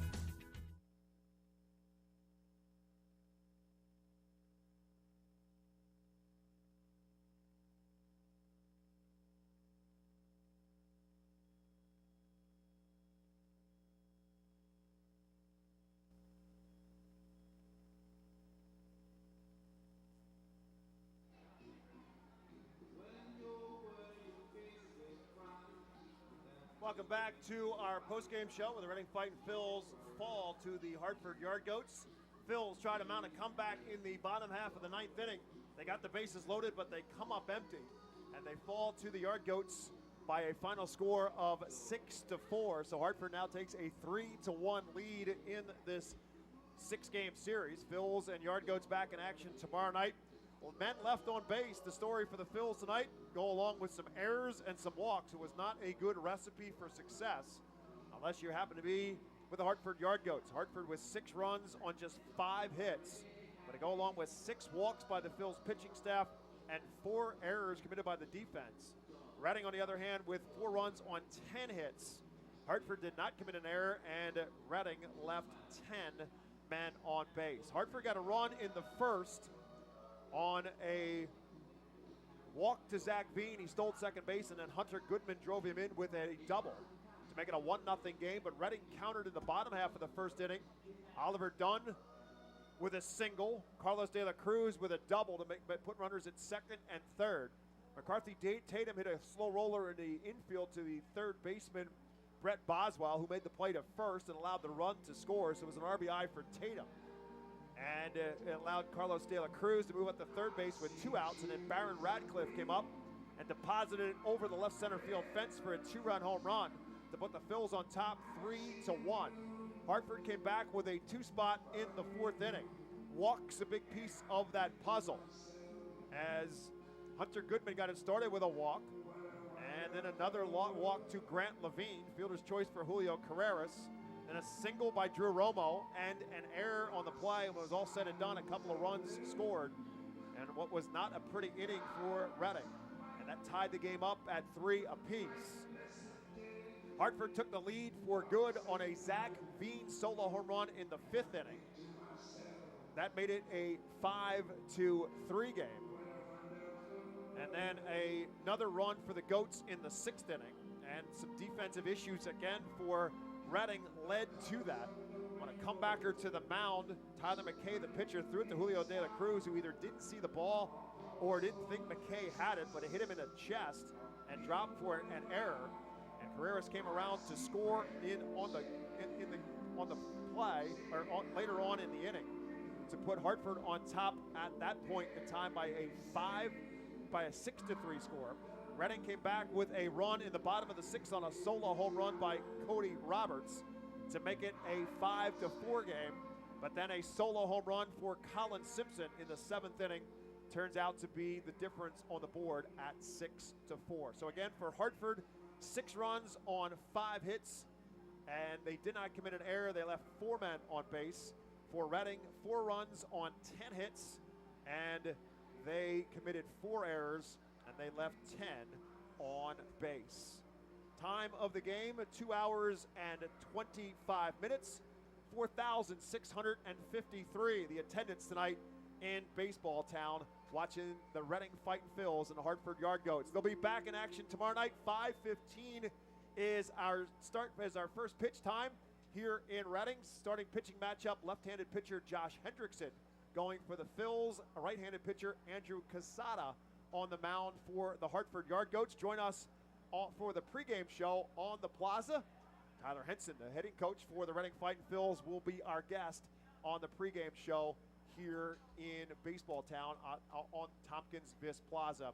All part of our radio network. Again, 5:15 is first pitch. The Plaza opens at 3:15. Seating Bowl will open up at 4:15. We'll be on the air around 3:45, 4 o'clock for our pregame show. And again, Tyler Henson will join us in that pregame show. Thanks to Max Coons, who got the save last night for the Phils out of the bullpen, for joining us on tonight's pregame show. For my colleague in the booth, Jake Scott, my name is Bob McCool. As always, thanks for listening to Reading Fightin' Phils baseball. Hartford goes to 4-3 now on the season. Reading, with the 6-4 loss, drops to 1-6. That will do it for our coverage tonight on the Reading Fightin' Phils radio network. Hope you get a chance to join us tomorrow night, or better yet, we'll see you at the ballpark. Have a great night, everyone.